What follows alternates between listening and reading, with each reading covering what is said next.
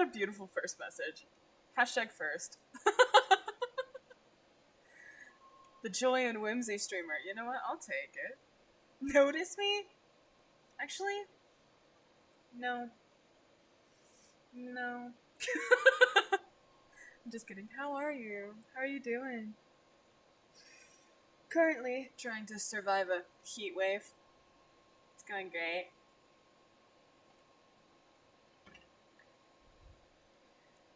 But yeah, we are going to be doing a visual novel today. Crazy. I never do those. But we're doing a visual novel today. And my friend Danny, he is a voice actor in this. He knows that I simp for his character. So, I could be as feral as I want. It is absolutely a... I have played through one route of this game. It was when I was in person with Blue. We played the happy route of this game. But I learned that there were like 2 other pathways.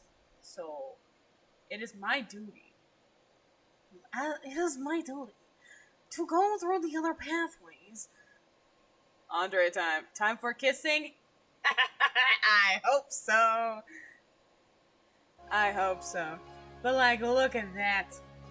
Ah. Look at them.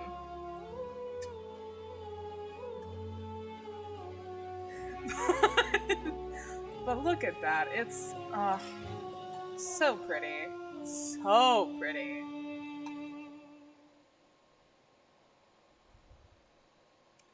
In the uppermost suite of the tallest tower the palace has to offer, a princess lowers her head into her palm as she rests her gaze upon the desert that blankets her kingdom and a sky that stretches across eternity. Gifted with such a breathtaking view, the princess buries her head into folded arms as she slouches over the gilded banisters that wrapped around her balcony. We get Andre. We're gonna get him. We're gonna get him. Her slight frame shakes like tree leaves in a breeze as she fights back the urge to sob. It's all so beautiful. Her quarters, the view, the sky. If only she could touch the world rather than stare longingly at it from afar. Look at her, she's so pretty! Oh my god! The soft desert wind gently cards through the princess's hair. As she fixes her windswept locks, a plume, velveteen and shimmering blue, lands in the princess's open palm.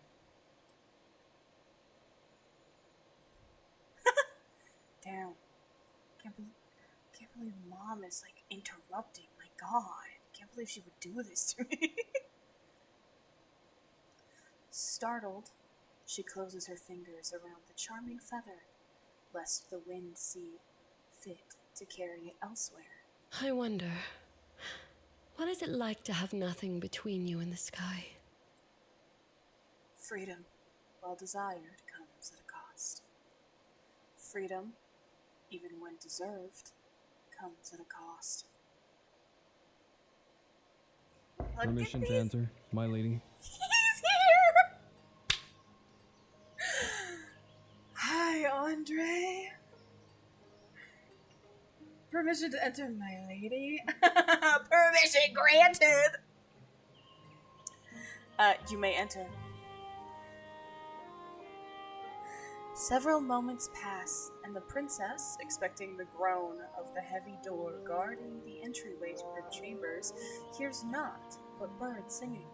You know I appreciate your penchant for courteousness, Andre. I assure you I am decent and well. Please, come in. But, like, what if we weren't? What if we weren't? I'm glad to hear it, my lady. Though I think it best that I remain out here. My presence in your rooms is unnecessary. You should come in. It would only serve to tarnish the gleam of our empire's jewel. What if I wanted you to? Surely it wouldn't stamp out my light if you stepped inside for one tiny, insignificant little conversation. You used to visit me here so often when we were younger, I might have confused you with the furniture. But you see, no conversation with Andre could be insignificant. Nothing.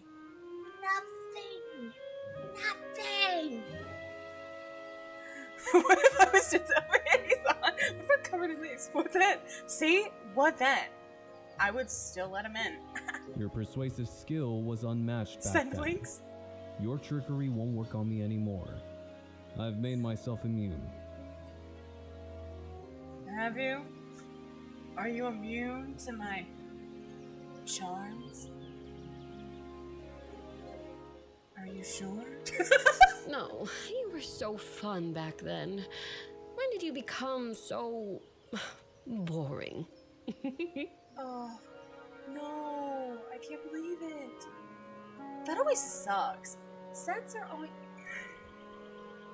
Why they gotta do that? He's not boring. He has a job to fulfill. I presume it was when your safety became my responsibility. I'm your responsibility? What did you walk into? Hi, Mandy!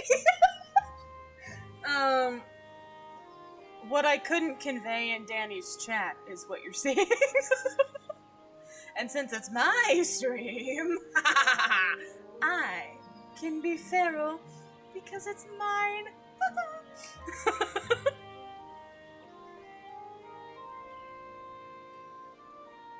The princess lets out a weary sigh as she accepts the fact that the current line of conversation has reached an unscalable wall. So, what dire business shall we tend to through this door? Horror activation powers. Your father has summoned you to his private study, my lady. With haste. With haste? I'd rather be paced. That made no sense. The king wishes to discuss your current lesson progress. There he is! That's my man!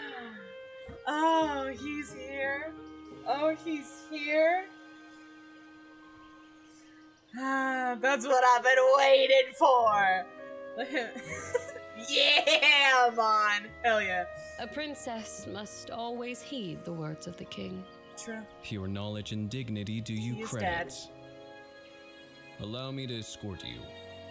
Okay. I do have a thing for knights. I do. I do. Gillian Tidestarter, I was screwed. Grefgor, Forgref, and now Andre. He's beautiful. I have such a thing for knights. Andre offers his elbow for the princess to wrap her arm around. He glances at her expectantly. Take his hand! The princess takes Andre's arm, taking care to hold on lightly. The muscle underneath his finery is firm, sturdy, more than enough to protect her from any danger, if only any were to be found in the seat of her kingdom's power. Andre smiles, a gentle thing. It rests pleasantly upon his face. It is always a pleasure to see you to your destination safely, my lady. Hell yeah, it is! A near-perfect mirror beams back at Andre as the princess angles her head to stare up at him through painted eyelashes. Knight ex-werewolf? Oh my god, okay. Okay. I can step easily when you are around. Yeah, we can. For all the sweetness in her smile, an awfully bitter taste fills her mouth. Don't let it show, Natalia. My girl! I know they both mean well, but Father's office is a mere stone's throw away. Surely I am capable of a jaunt across the royal wing. You are so capable.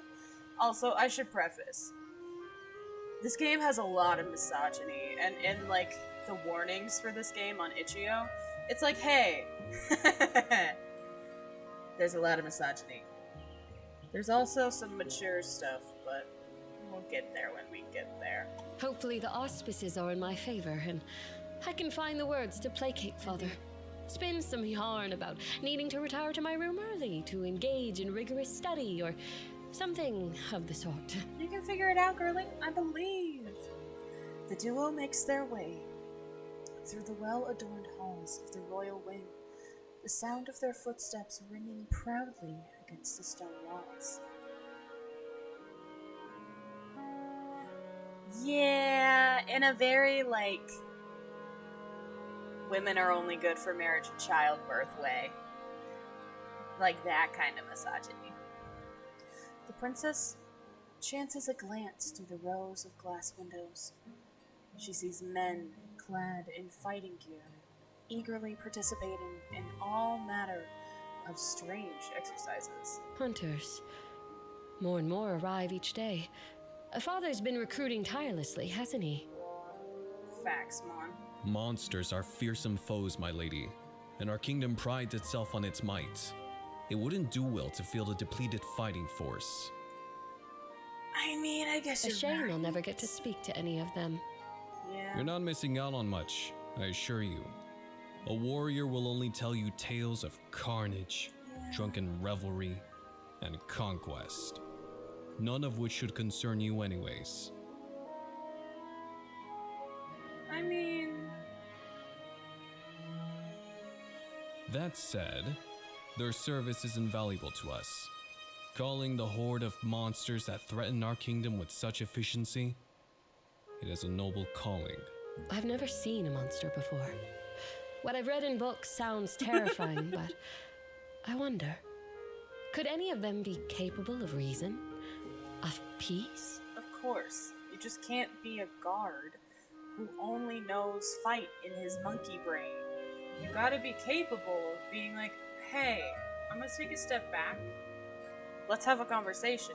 But in the monkey brain, all they know is punch. That's all they know. A thought doomed all to I the know. realm of fantasy, if the zealous gleam in Andre's eye is anything to go by. The princess's musings are interrupted by a sudden shifting of steel plates. A gaggle of female servants appear to be finishing up their cleaning duties. A guard just moved to follow them down another hallway. No, they missed her line here? Ugh. All of the ruckus outside means they have to go a long way around to reach the other side of the palace. Bothered by some night all the while. They can't even do their chores in peace. Wouldn't want them to see a drop of blood.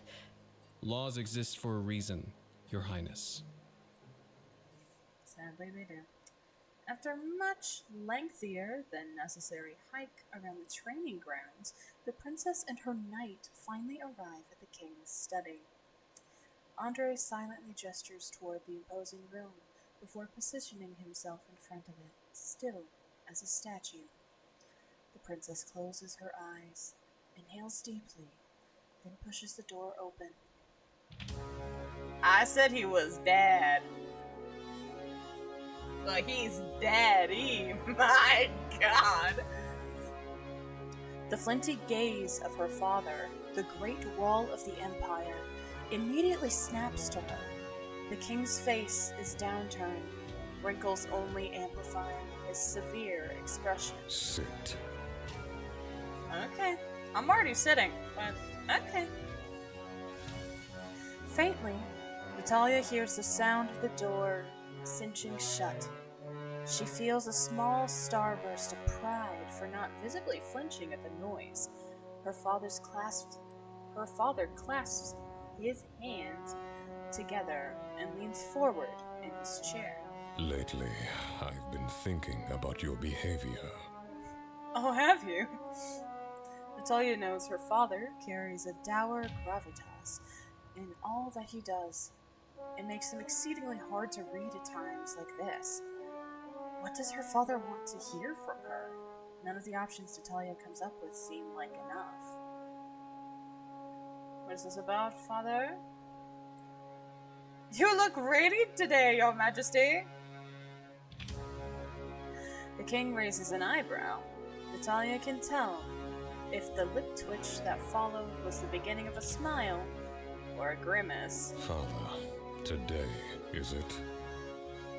Of all the titles I bear, it is my most treasured. Your brothers are quick to forget it after all this time. But that's a tirade for another time. It's because I'm better than them. I called you here for a reason. Your teacher has informed me about your truancy, that you refuse to take your lessons seriously. Hearing her report saddened me greatly. I gifted you this opportunity, this education, this future. Yet you throw it away like it is nothing. Why? Natalia doesn't know if the question itself or the sincerely perplexed tone of her father took, but she heard something that awoke an anger so primal she couldn't even think of the next words flew out of her mouth. It's nothing. What good is economics if I can never trade? What good is philosophy if I can never debate? What good is any of this if I can never use it? The king's eyes harden with affront. He too loses the leash on his anger. Enough! His voice booms, enough to make the room quake. Natalia can't hide her fear in the wake of it. The king's lips purse as he draws in a deep breath. That was unbecoming of me. I apologize. You should. Yes, I kept you within these walls. Yes, I forbade you from traveling. Natalia's eyes harden, but she knows better than to aim them at her father. She glares out the window at the boundless blue sky. But you must understand that these restrictions are for your protection, not punishment. Well, funny, it feels like a punishment. Her leg begins to bounce. Please understand that you are the only one with the privilege of receiving an education. Other women would do anything to be in your position. He's got a point. How is it that my own daughter, the jewel of the Empire, would waste it all for her pride? He's got a point. I hate to say it. She wants to scream. But this has never been about what she wants, has it? You know what? We're getting angry. My pride or yours? If she is to be caged, she will bite, claw at, and rattle the bars of her enclosure all she likes. Hello, princess. You think I am ungrateful? I was thankful for the lessons, truly. But there isn't a point in taking them, is there? I've learned so much, but there was not a single avenue for me to apply that knowledge. It's nothing but a means to prop me up, like prize stock to auction off to the other kingdoms. Isn't that your grand plan? To sell me off to the highest bidder. In your eyes, that must be all I'm good for. Natalia! The room is suddenly engulfed in a heavy, oh so heavy, blanketing mist of magical energy. Aura. The king's might made manifest. The pressure of it forces Natalia to her knees. She lets out a yelp of pain as the aura continues to impose itself in the space. Skies above. Natalia, As quickly as it started, the sensation fades. Natalia feels her father join her on the floor and reach his hand out toward her. She could feel his energy, but not his touch. Hydrated die straight, you're so right. do I have your permission to help? The princess cuts him off, managing with some difficulty to stand back up on her own. You do not. Natalia takes a few steps towards the door. She hates the warble in her voice. I will reflect on my actions, Your Majesty. I apologize for my outburst, for dishonoring the Empire. She hopes the king can't make out the tears threatening to spill from her eyes as she turns to retreat from his office. As if sensing her nearness, the door opens. My lady, are you? He's back. I felt... Fetch a doctor for the princess. She has been affected by aura. I can't take it seriously. She has been affected by aura. Her body, slight as it is, will have had sizable Aura trouble maxing to the withstanding such max. power. No, they missed his line. Your Majesty, how could you? That's your fucking daughter, man. Andre mumbles to himself. Taking his attention off of the king, he realizes that the princess has begun to trek back to her room without him. Pull up the Danny. That was sent to you. That was not My sent lady, to me. wait! You're hurt! Your Majesty, was it? Brother, that's what you get. Dude, that's what you get. You went from father to your Majesty so quick, and you're gonna stay that way. Slightly out of breath, Andre returns to his place at the princess's side. My lady, please. Are you alright? Were she an animal, Natalia thinks she would have snarled at him. Leave me be. I'm not as delicate as you all think. I apologize. You're right. How could I forget? I'm such an idiot. You're not an idiot, you're just stuck in your ways. You can be a better man. When the aura within me awakened, you were there with me. You didn't flinch or faint. If a child could withstand that, why can't the jewel of the Empire? Nah, the king is... I'll hear you out, because the king is hot. You're so right, Maddie. He could learn. He's so smart. He could learn. I can't take aura seriously. No. If anyone could, it would be you. Finally, someone sees it.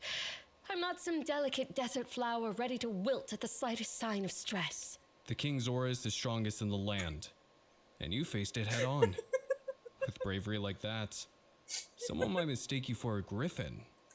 Did you just fucking call me a griffin? Who says I'm not one? Maybe I ate the princess and replaced her. Tell him. That won't be possible on my watch. Nothing gets past me. Not one single beast. Not even one. If that's what you want to believe. Yippee! Oh, I do. And I believe in the jewel of the Empire and all her glory. Ah, he believes in us. He believes in us. If you say so, my knight. Oh, they flirting. Oh, they flirting up a storm. Oh, I know. The mood lightened. The two walked toward Natalia's chambers in companionable silence. That is, until a familiar voice greets them. Oh, princess. Natalia, I came looking for you, but you weren't in your rooms. Very odd. Thank the stars I didn't need to tear the whole palace apart to find you. I'm not much in the mood for hide and seek. Brother, I am in two places ever.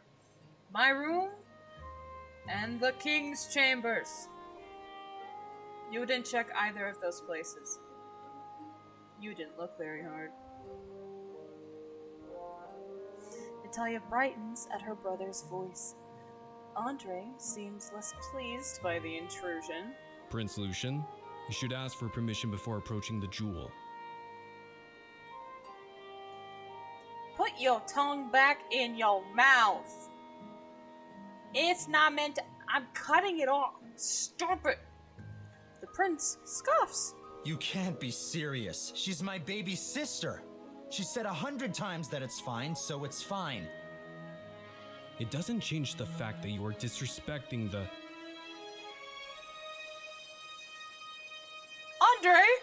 have a point. I am of age now, brother. Andre may have a point. You're still my baby sister, though. And? Are you mad at me? I hope not. If you are, I'll make it up to you with a gift. You'll love it. Yeah, I'm mad at you. You're talking to me like this. Are you mad at me? I can make it up to you with a gift. Like, put your tongue back in your mouth. You're not silly. You're not goofy. You are a prince. And I'm gonna make fun of you if I was in the kingdom and I saw the prince acting a fool like that. I'm moving. I'm not gonna be under this jewel empire. Shame. A gift? What kind of gift? Hashtag not my prince. The secret kind. A secret only a royal can share with another royal. Lucian looks pointedly in Andre's direction. The knight rolls his eyes. I'll leave the jewel of the Empire in the prince's capable hands. The great Emerald Typhoon can protect her, but he should try to act in ways more befitting his station. You tell him! Oh no, I've got the hiccups. This'll be fun. Let's see how long this lasts. Lucian, hands clasped behind his back, turns down to whisper in Natalia's ear. I don't know if they can either, but I like it when they do. And your valiant knight should try to loosen his breeches. Now that he's gone, we can move on to more exciting ventures. Oh, and you say that when he's gone? Why didn't you say that before, if you're such a mighty royal? You are a silly, goofy guy. You are, Maddie. My prince, is it wise for the princess to be leaving the kingdom at this hour? There is only... The guard's voice slurs as he trails off. Natalia looks to Lucian, only to be met with a fading glow of orange in his pupils. He must have just used his aura. I know someone who wants to lose his breathing for sure. How did you know? The remaining guards at the gate put up no resistance as the pair of royals leave the palace grounds. Am I allowed to inquire what all of this is about yet? Lucian looks at the princess with a playful smirk. Now he looks at her like this. I mean, you're welcome to ask, but my lips are sealed. No, they're not. I'm not going to ruin the surprise. No, they're not. In fact, there is a leak in your seal. It's right there. Right there. Lucian artfully dodges Natalia's next several attempts to discern his plan for the evening. Eventually, the royals make it to their destination, an oasis hidden off the beaten paths to the palace. Here, take my hand. This place is a touch more wild than the manicured gardens in the palace. No. Lucian reaches his hand up to rub the back of his neck, a rare stutter in his voice. You don't have to take my hand if you don't want to. I know the rules are... I just got the biggest ick ever. What do you mean? You, as the older brother, are going, you don't have to hold my hand if you don't want to. Like, what? That's a bit sus. Okay. I don't mind, Lucian. I Just be do. more careful in public, all right? Fine. Lucian whips his head in Natalia's direction, eager as a hound. So, what do you think? Spectacular, is it not? This is what I wanted to show you. The princess looks around her. Lucian watches the trail of her eyes intently, waiting for a smile to creep onto his sister's face. Instead, he's met with a thoughtful frown. It looks so different. You can see this place from up high, right? That's nice, but sometimes you need to see the world from the ground. It can be just as beautiful. Glancing at the ethereal hideaway she's found herself immersed in, Natalia is inclined to agree. She smiles at her brother, thankful for the kind gesture. He lights up, his words tumbling out faster than usual. Oh, brother or not, never go to a secondary. You're so right, Mandy. You're not allowed to go anywhere. You're not allowed to go anywhere.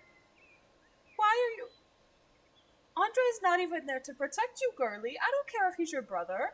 Accidents happen with anybody. I was hunting a basilisk recently and saw a sunset like this. It made me think of you. I was hunting a basilisk recently. Girl, whatever.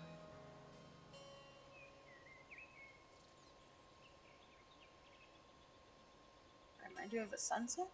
Like a sunset, you only get to shine and truly be free for a short while before the night takes over. Life really Got is a fleeting. point there. Fighting monsters has made that clear as water to me. As your brother, I'll make sure that you can see such beautiful things while you're still here with me. Okay, that's sweet. He reaches for something in his small leather bag. Finding what he'd been searching for, Lucian hands Natalia a wrapped bundle of something. Here, try this. The sunset's not the only gift I have for you. Excited at the prospect of unraveling a mystery, Natalia makes short work of unwrapping the bundle to reveal several slices of dried meat. The smell of tenderly applied seasonings waft through the air. Is this... Can I really eat this? Of course you can. I know it's your favorite after all. The princess sees fit to waste no more time and begins to eat. If the Empire knew the true extent of a woman's appetite, our economy would explode. Get a better economy then. I'm sure there are women who are more outspoken about their appetites than I. Girl doesn't speak out about hardly anything. Of course there are. I hope to meet someone like that someday. Okay. I'm not hurt if that's what you're worried about.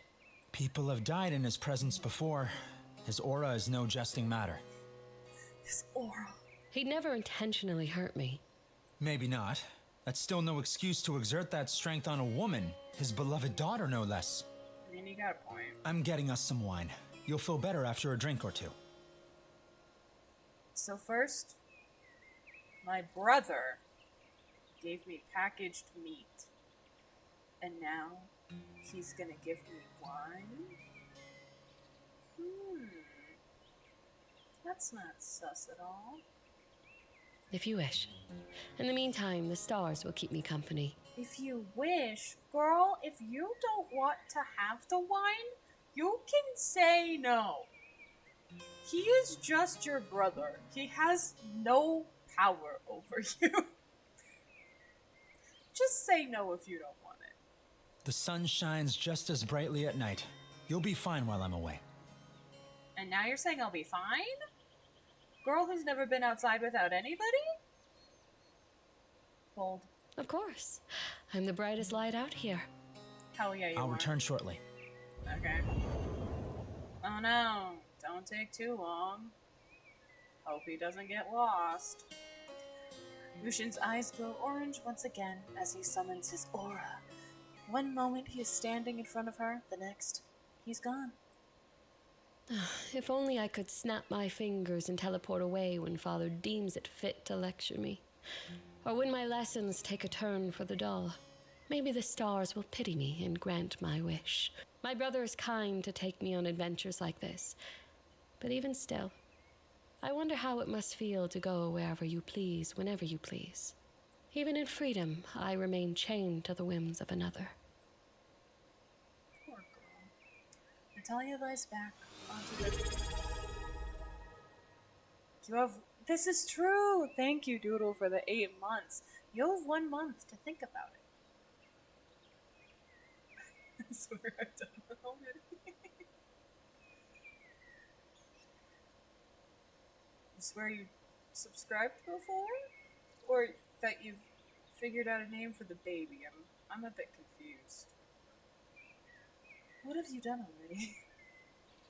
Isaiah lies back onto the sand, her attention grabbed by a lively family of birds flitting between the palms. Thought you hit 8 months already? No, apparently today. Today is the day. Today is the day, and now you have a couple weeks to think of a baby name.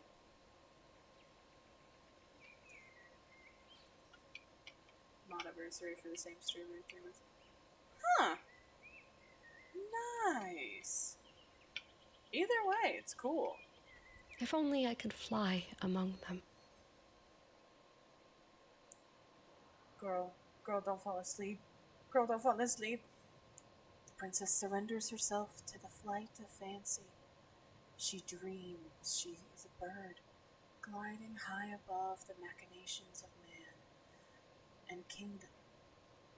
She flies to dense jungles, sandy beaches, towering mountains.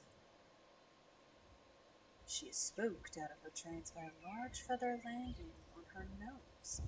Before she can investigate the fallen plumage, the loud flapping of massive wings draws her eyes once again to the sky.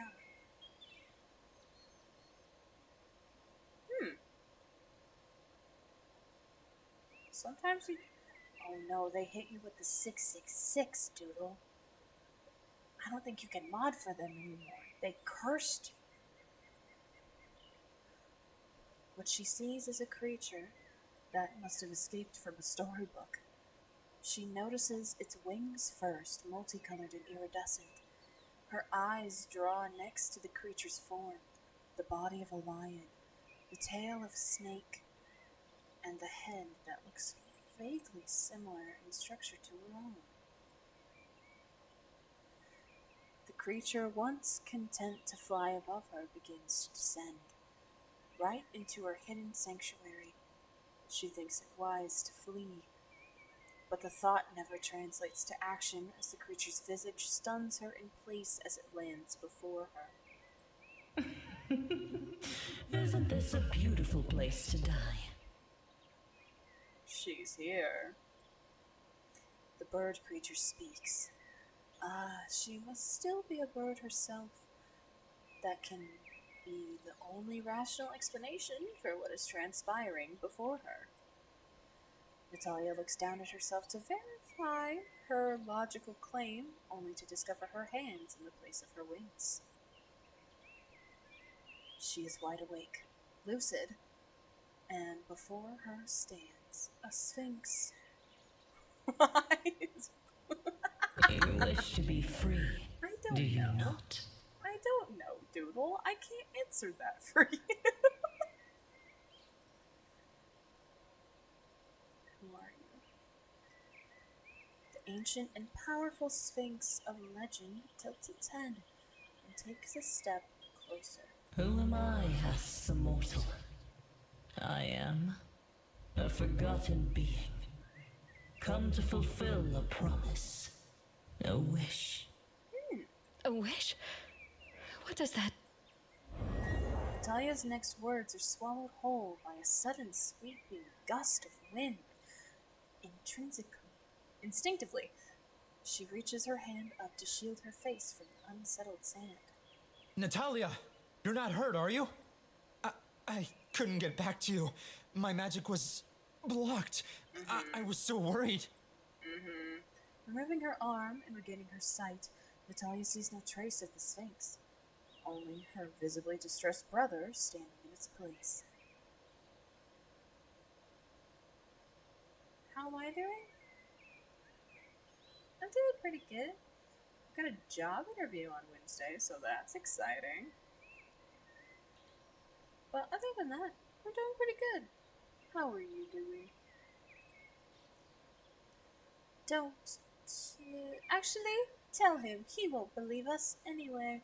Lucian is my closest confidant. Someone must know what just happened. I saw a sphinx. It disappeared as soon as you arrived. A sphinx, you say? Natalia, they wield a terrifying amount of power, physically and magically. No wonder I couldn't teleport to you. They could have been sent to kidnap you, to kill you. We need to leave, immediately. I don't trust that I can keep you safe here any longer. Your hand, please, sister. Well, our freedom is now gone. Back to the cage. Natalia takes Lucian's outstretched hand Before the princess can brace for the rush of magic, she finds herself back in her chambers. Her eyes struggle to focus on Lucian as he paces the length of her bedroom. Teleportation tends to leave a sluggish residue behind. Natalia tries to brush it away as her brother speaks, shrill and bumbling. What if that encounter was an assassination plot I scarcely managed to foil? The kingdom has no shortage of jealous vipers waiting in the reeds for their chance to sink their fangs into one of our own. Andre alone might not be enough to deal with that kind of threat. Funny how she was not safe when Andre wasn't there. Funny! How can you be sure? I hardly know what to make of any of it, and it happened right in front of me. Sphinxes can understand our tongue. Any tongue. They're masters of language and the ways in which one can manipulate it. The creatures are known to make deals with humans, desperate ones in particular. They're rare, dangerous, and wily beasts. If one was here seeking you, Father needs to know. He called us desperate. We'll need to tighten security. I should have never taken you outside the walls. I just thought... Lucian, please, don't tell Father. You know what that would mean. More guards. Tighter locks. I'll never leave this room again. Natalia's brother generally moves through the world without a care. He does what he wants when it suits him, his face unmarred by fine lines or depressions. But now, in consideration of his sister's plea, the troubled expression he wears paints him as the spitting image of his father. I'm not opposed to being desperate. You know what? You know what, Sam? He glances down at Natalia, looks her in the eye, and after a weighty pause, lets out a sigh. I'll think about it. That's all I can promise. I can't... Your safety is too important to ignore. I need to mull this over. Natalia frowns, mind racing to form a counter-argument. Lucian. Have some trust in me, Natalia. No. If you see the Sphinx again, please, Natalia, let me know. You shouldn't mess with that kind of creature. They're tricksters. It's in their nature. To think my glorious gift has been completely ruined and upended. To think you're only thinking about that right now. It was a lovely gesture, brother. Fleeting as it may have been. I will cherish the memory nevertheless. Lucian beams at his sister's words. He clearly wants to say something, but only manages to gape uselessly like a fish freshly plucked out of the water, with the stupid fucking tongue again. The prince turns and swiftly exits the princess's chamber, muttering unintelligibly to himself, leaving the princess to her own company. She elects to lie atop her plush bed, stewing her legion of pillows this way. Strewing her legion of pillows this way and that, this way and that, as she makes herself comfortable.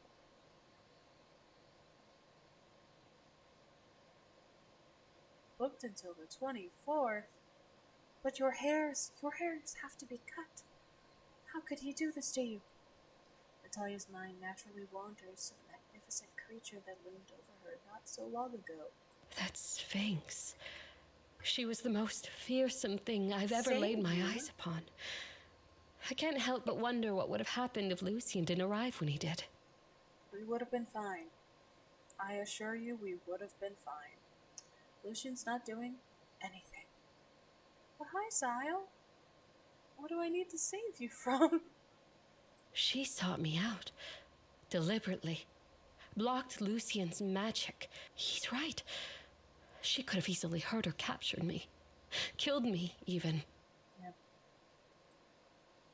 Natalia turns toward the moon and the stars.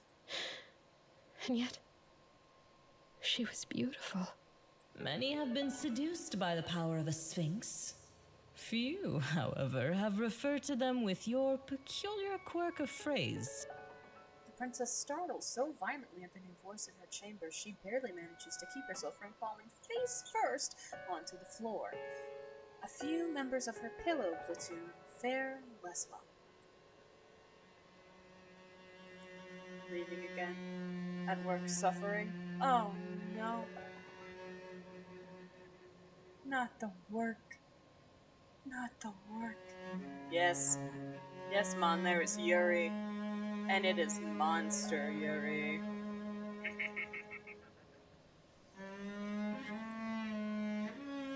God, look at her. She's so pretty. What she sees nearly causes her to double over again. A breathtaking woman, dark skin bathed in moonlight, stands at her balcony. Natalia cannot help but stare. The mystery woman's features are proud, almost regal in their bearing. Booba. This is true. And the way luminous lavender cloth drapes around her form, cloaking some parts while accentuating others well. Booba.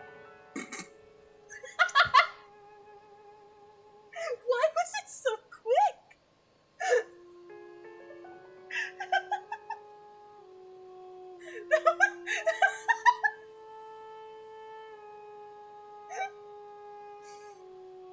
Twitch clip that. Oh my god.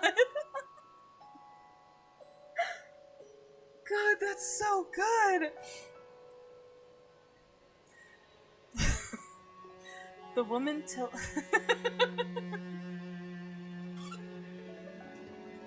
The woman tilts her head, evidently amused by the princess's searching gaze. Embarrassment works wonders in sobering Natalia. Girlish curiosity giving way to prudent self-preservation. What's up? Oh my god, is that Danny? The voice actor for Andre? Oh my god, is he here? Wow. Wow. Oh my god, I can't believe he's here. Oh my god.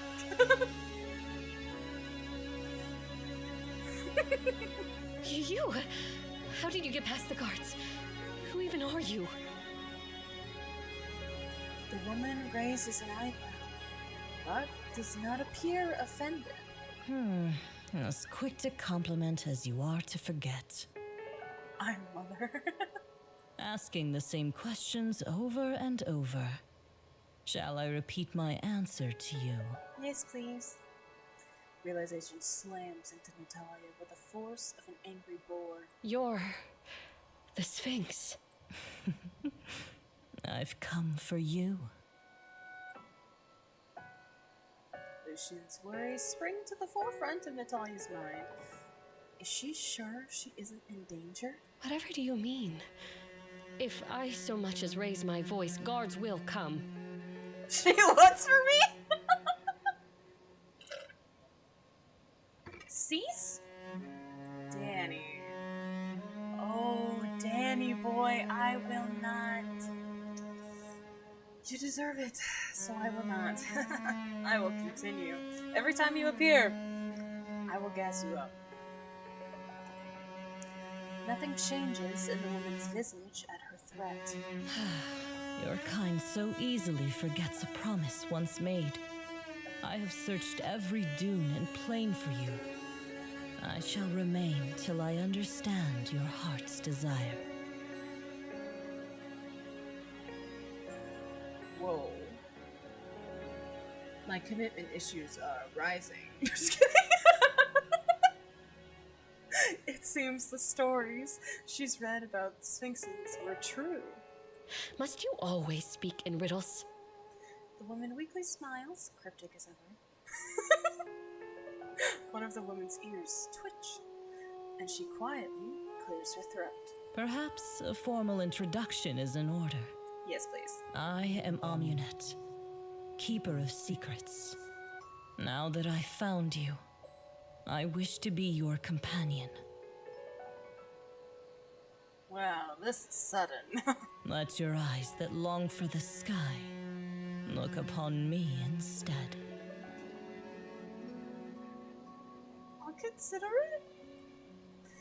No one has ever spoken to Natalia in such a way before. She has no script to follow, no rules to mind in this tete-a-tete. I don't actually know how to say that. And so, she sputters out, "Now this is Aura! We'll keep your secret?" My longing is my own business. If this Sphinx, Is it though? Amunet, speaks true, she means simply to be. In my company? How can I trust you? A companion does... You know what? We can't be so desperate. How can I trust you? You must decide if I am trustworthy or not. Damn it. Either way, I shall remain by your side. I don't have a say in the matter? Well, this is new. No, I will not burden you unduly, however.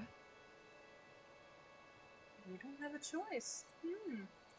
A frown forms across the princess's face as she weighs her options. Having a Sphinx around would at least make life a bit more interesting. This is true. That alone is enticing. It's not like I have the power to turn her away. Her thought trail dissipating, Natalia realizes that Amunet has gotten closer. Much closer.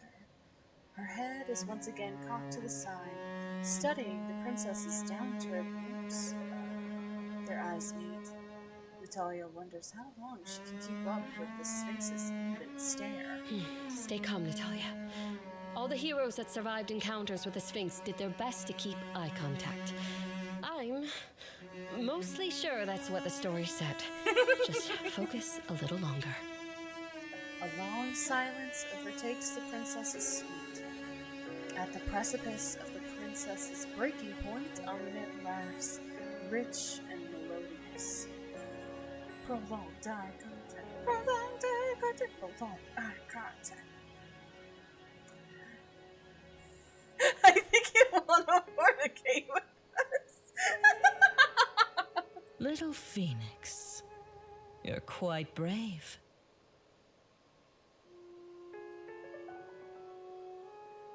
Thanks.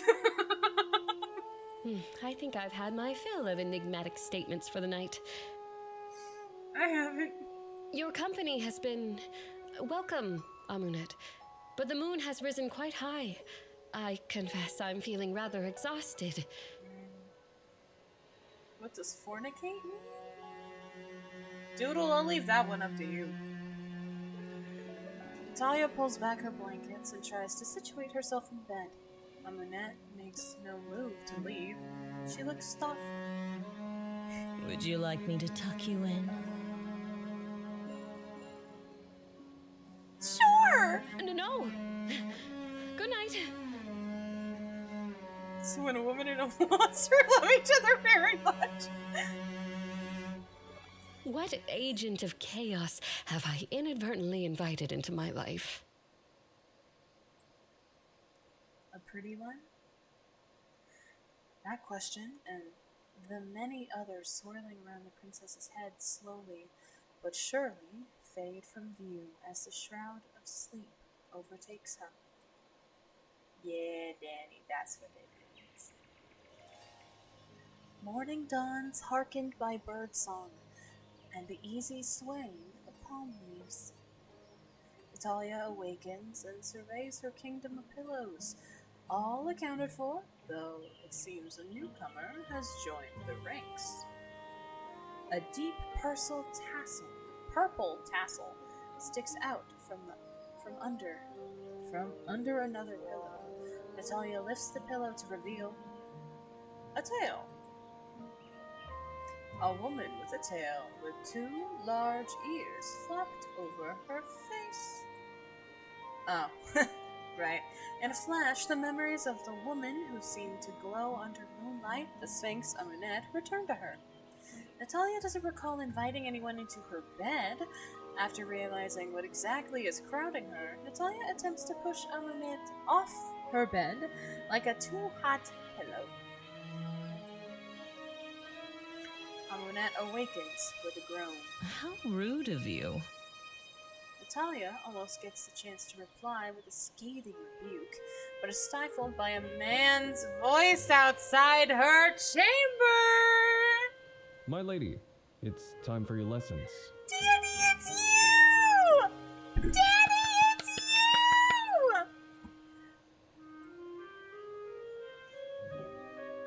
Fear lances through Natalia's frame. Andre, of all people, cannot find out she is harboring a sphinx in her quarters. The princess soon turns fear into action, draping blankets over Amunet and barricading the woman with pillows. Be quiet. Teach us, Pappy.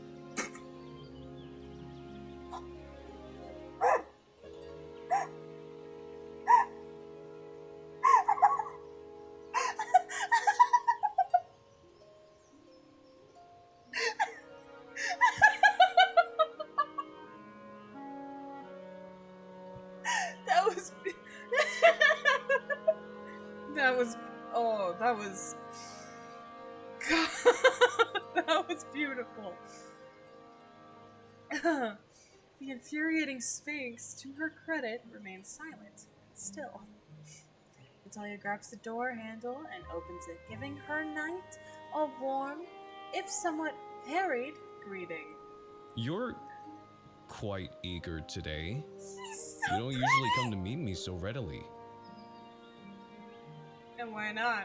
I think change is good for all of us. I always want to see you in the morning, Andre. What do you mean? Andre makes a good point, but Natalia can't abandon her gambit just as it began. I'm simply excited today for my lessons. I can't wait to learn. Is this because of yesterday? You know, you don't have to. It's not that. I changed my mind. I'm taking it seriously now. Really. Then, shall we? Who is this man?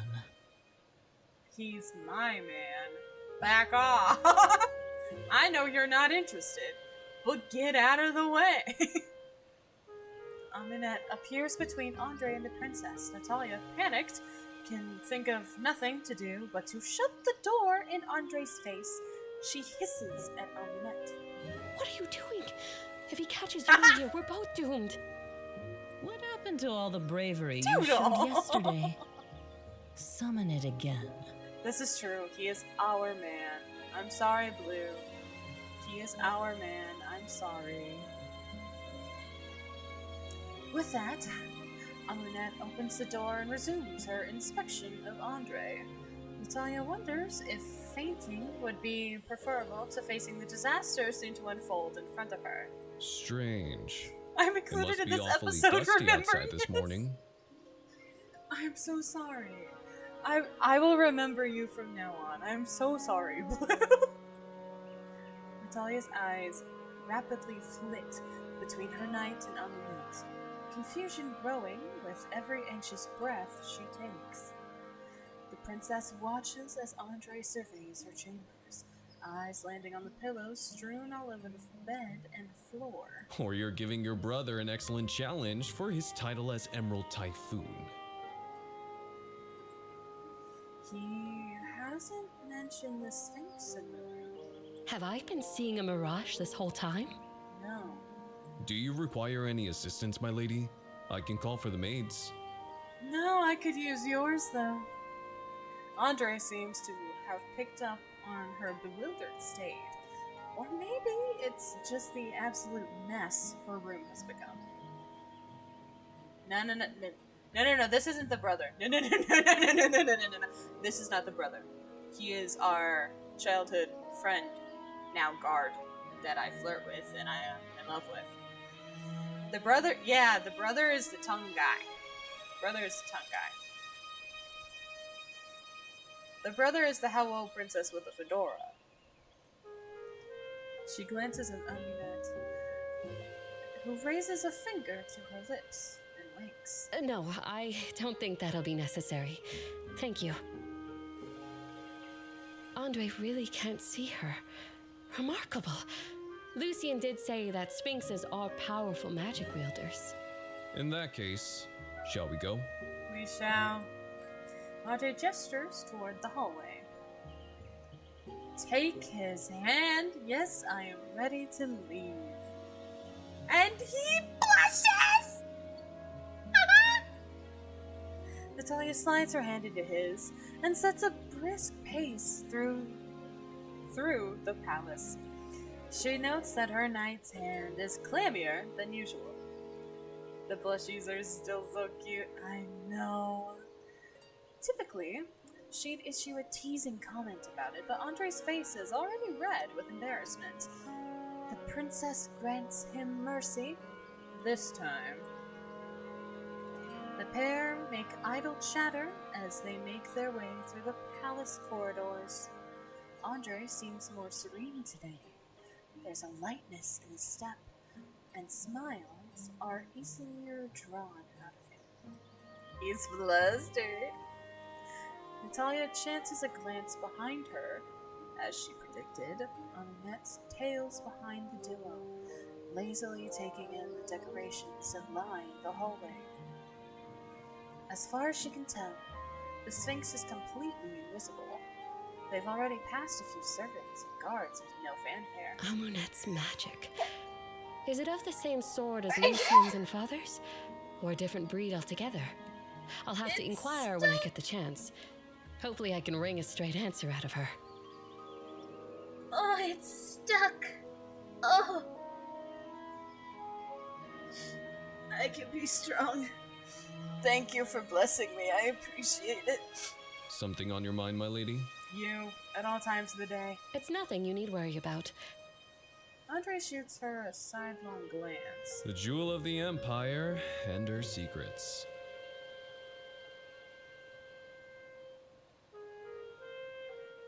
I'll have to pry them out of you another time. We've just about arrived. I have nothing appropriate to say. Andre stops before the door to the tutor's office. He shifts his weight from one foot to the other. Stuck like a dog that don't give a fuck. What? Where did that come from, Doodle?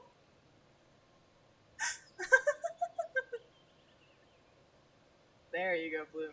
There you go. My lady, you know you can always speak plainly with me, right? Yeah. Azalea paints a frown on her face and speaks what she hopes is the truth. Of course. I know that. It's a stubborn goose that, won't move, so... I get you. It's just... I've been really worried about you these past few days. You've been worried? She gives him a sympathetic smile. There's nothing for you to worry about, Andre. I'm fine. Andre nods weakly. Please enjoy your lessons. I'll return to pick you up afterwards. See you then. I'm gonna browse the room, reacquainting yourself with the past. How do you keep yourself hidden like that? An old trick that makes traveling easier. Though it is rather taxing. She trails a clawed finger along a bookshelf, and dust lifts into a gold light that streams through. I don't wish to intrude upon you. That's considerate. Thank you. Where was I yesterday? Footsteps approach the corridor beyond. Gold jewelry clinks with each step, ringing through the halls. Aminette fades away, just like the early morning mist of the desert.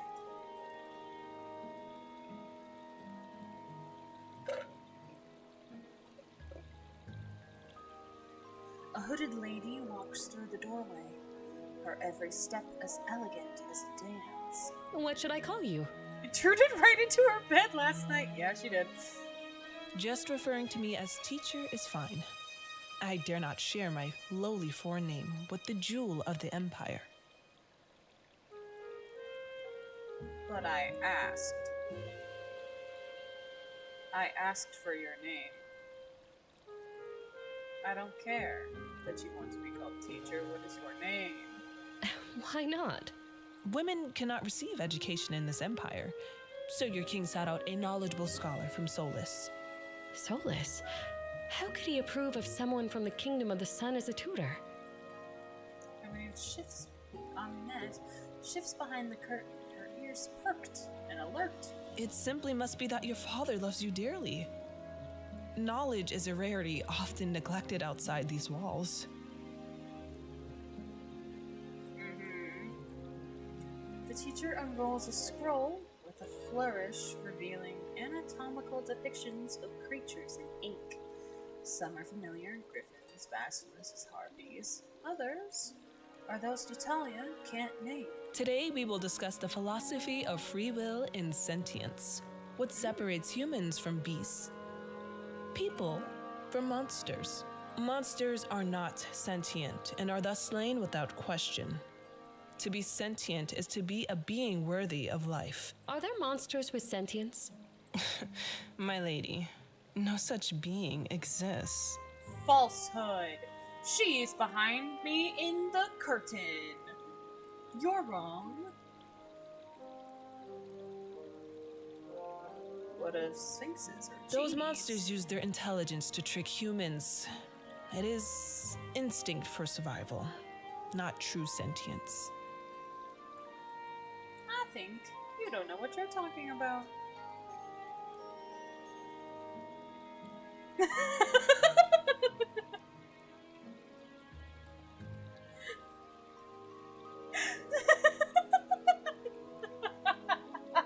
I'm sorry. I'm sorry, Dan.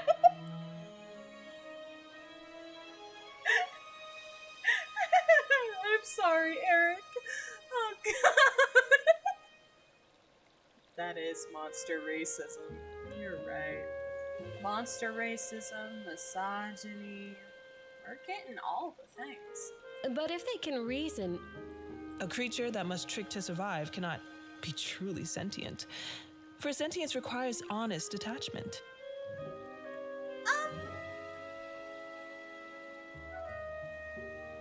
Oh my God, Mon, you're so right. Dang. I mean, Rumpelstiltskin has sentience, and he tricks to survive. Like, that's just a guy. I know many a sentient human that tricks to survive. Flawed logic. Flawed logic. Oh my gosh, she's there. The lesson continues, yet Natalia's eyes are drawn again and again to Amunet's shimmering form, to the stillness of her ancient body. The teachings wash over her like light rain. My ex, valid. I will return tomorrow for your Valid. next lesson at this exact time. Can you not? Actually, I don't like you. I can't wait. The teacher rolls up her scroll. She bows deeply and leaves the princess to herself. Each chime of her jewels marks her distance until the silence fully returns, as does Amunette, stretching her arms above her head. Her teachings. Was any of that useful to you? The lessons are interesting, I suppose. The part about monsters, however, it rubbed me the wrong way. I am happy you're such a person. Oh my gosh, she's blushing. Get him out of here! Wind curls through the classroom, sending paper spiraling before Lucian appears. His eyes sweep the room, lingering on every shadow and corner. A hunter who has learnt that danger can hide anywhere. Natalia, have you encountered the Sphinx again? Its presence remains still. Not even the whisper of a breath to betray her. No, I haven't. I see. Keep an eye out. I don't have a gift for you this time, sadly. Put the blush away. Why are you blushing? I came to say farewell before my hunting trip. I won't be back until the trade festival. Oh no. So sad. You can step back. You don't have to get closer. He rests his palm on her shoulder in reassurance. His eyes glisten with what he's too proud to name before blinking away. Don't miss me too much. Wasn't planning on it. Silly. How could I not miss my dearest brother? Easy. He smushes her in an embrace, lifting her slightly off the ground, as if she were still the small child who fit in his arms. The small child who would wrap her legs around his waist and cling around his neck while he carried her through the palace gardens. This is the brother noodle. I love you so much. Ditto. Alright, cut it out! She laughs, pushing against his chest until he releases her with an exaggerated pout. Aw, but I'm going to miss you. Greetings, Jewel of the Empire, Emerald Typhoon. And he comes back when I need him. And he comes back when I need him. Andre is back! Why are you being all serious? Get me on that. It is only right to show my respects, with the prince embarking on a big hunt soon. Nah, he just doesn't like you and can't tell you to your face that he hates your guts. Fine, whatever you say. Andre stands firm, his hand resting on the hilt of his sword out of habit. Andre, our biggest bee, has returned to save the day.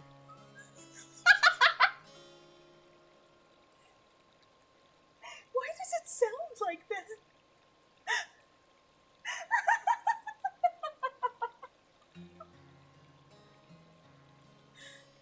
You're so right. Our biggest bae has returned to save the day. Buttery bars from DJ Butters. Out of habit from years of guarding.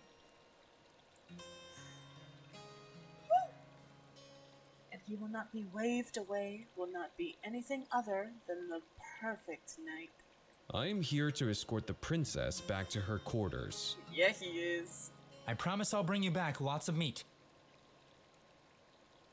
Thanks. I have other things that I like too. But okay. Oh, see you later, Doodle. She should not be eating that. Andre. Don't.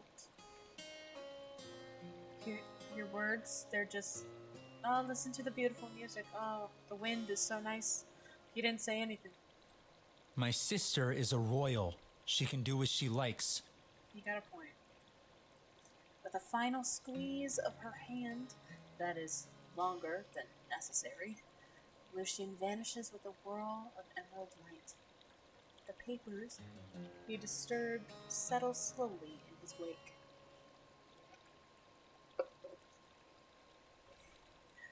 I'll fix you up later. Consuming meat? I never knew you were still into that. Why would I not be, Andre? I have no idea what you mean by that. The Jewel of the Empire doesn't partake in such barbarity. Unique is barbaric? No? And what were you gorging yourself on last night? Girly, we can't just say that. I did no such thing. My lady? Yes? Sorry. Let's just go. They walk through the corridors painted by the setting sun, shadows stretching across the stone. The prince is, quite something. His teeth are It gone! doesn't suit his reputation at all. You can't see because my camera is hiding it, but his teeth are gone. They're not white, they're just his skin tone. He's always been like that. Can he not be like that? That's true. A part of me is glad that he's like this. What's he hunting anyway? He never said. It's too violent for a woman to... Andre? There's a pack of griffins approaching from the south. Tasty. See, this is my thruple. This is my thruple. I wish they were canon. Do griffins really taste that good? For someone so uninterested in meat, you certainly think about it a lot. I don't even have to say anything. You weren't supposed to hear that. Of course, my lady. They reach her bedroom door. He stops at the threshold, as he always does, 1 foot on the line between her world and his. I'm always thankful to escort the jewel of the Empire. Thank you, my knight. The door clicks shut, sealing them from the outside. Amunet reappears from nothing, as if she had never been gone at all. That knight speaks to you with familiarity. Yep. We're childhood friends. I've known him for a long time. He wasn't always this serious. Sometimes he slips back into his old self. Amunet moves towards the bed of flowers in the sunniest corner of the room, her fingers gentle over the petals. These flowers are beautiful. You must have taken good care of them. I love cultivating them. It's one of my hobbies. They're just like me. Trapped. I feel kinship with them. This just dropped Natalia Kin's flowers. Amunet plucks a single floret from its roots. What are you doing? She tucks it behind Natalia's ear, her claw gentle against her skin. Now it's free. But it'll wilt faster. Flowers wilt regardless of whether or not they're grounded. Why not let it be free right before the end? Natalia reaches up and touches the floret in her hair. It begins to curl slightly at the edges to meet its end. Yet, at that moment, it is free. You know, I could have taught you how to make flower crowns. You still can. Show me. They sit together by the flower bed, overlooking the many blossoms. The rows are prisoners, still beautiful. Natalia's fingers weave stems, the motions familiar from the years of finding solace alone. Amunet watches intently, her eyes following every movement, learning. Despite being large, her hands move delicately, treating each stem as something precious. She blushed. Natalia fits her finished crown on Amunet, a circlet that catches the fading light of the evening. You're so pretty like this. The Sphinx's ears twitch to her surprise, touching it lightly. She places her own flowers on Natalia's head in return. This sort of crown fits the jewel of the Empire best. Look at them! They're so pretty! Oh my god. Look at that.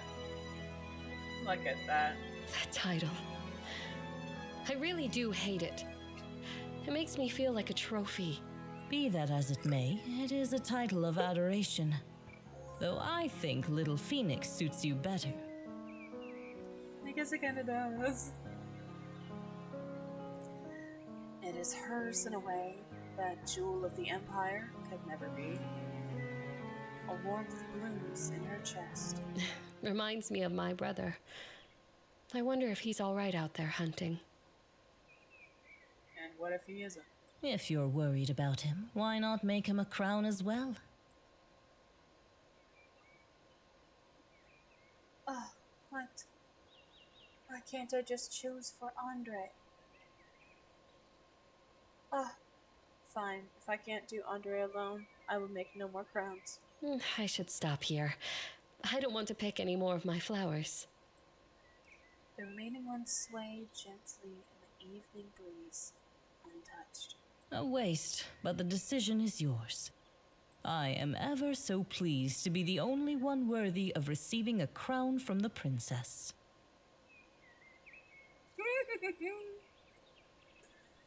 That's a good line. That's a good line. As always, the trilling sounds of birds singing rouses Natalia from her slumber. When did she fall asleep? Amunet's presence beside her is agreeable, now that she expects it. Something brushes against her ankle. Natalia twists her head to search for the culprit, and feels silly for not immediately identifying it as Amunet's tail. She giggles. You're like a big kitten. One of Amunet's ears flop. Only you would have that impression. My true disposition strikes fear and anguish into the hearts of men. My lady, Amunet's ears perk up. the king wishes to meet with you to review your progress in your studies. It's been a day! I'm sure he still feels guilty about his outburst. He wants to make sure you're alright and that your lessons are going well. Let him feel guilty for like 2 days. It's okay. Natalia nods. I understand. I'm ready to head to his study if you are. Of course, my lady. Natalia reaches her hand out to him, and he offers his arm in return. The knight bows his head with a small smile as the princess's arm curls around his. The two move in tandem as they make their way to the king's study. The doors to the king's office loom before them. Andre knocks twice, the sound echoing in the silence, before stepping aside to let Natalia enter. The king sits at his desk, papers and scrolls spread before him. He gives a slight nod as she enters.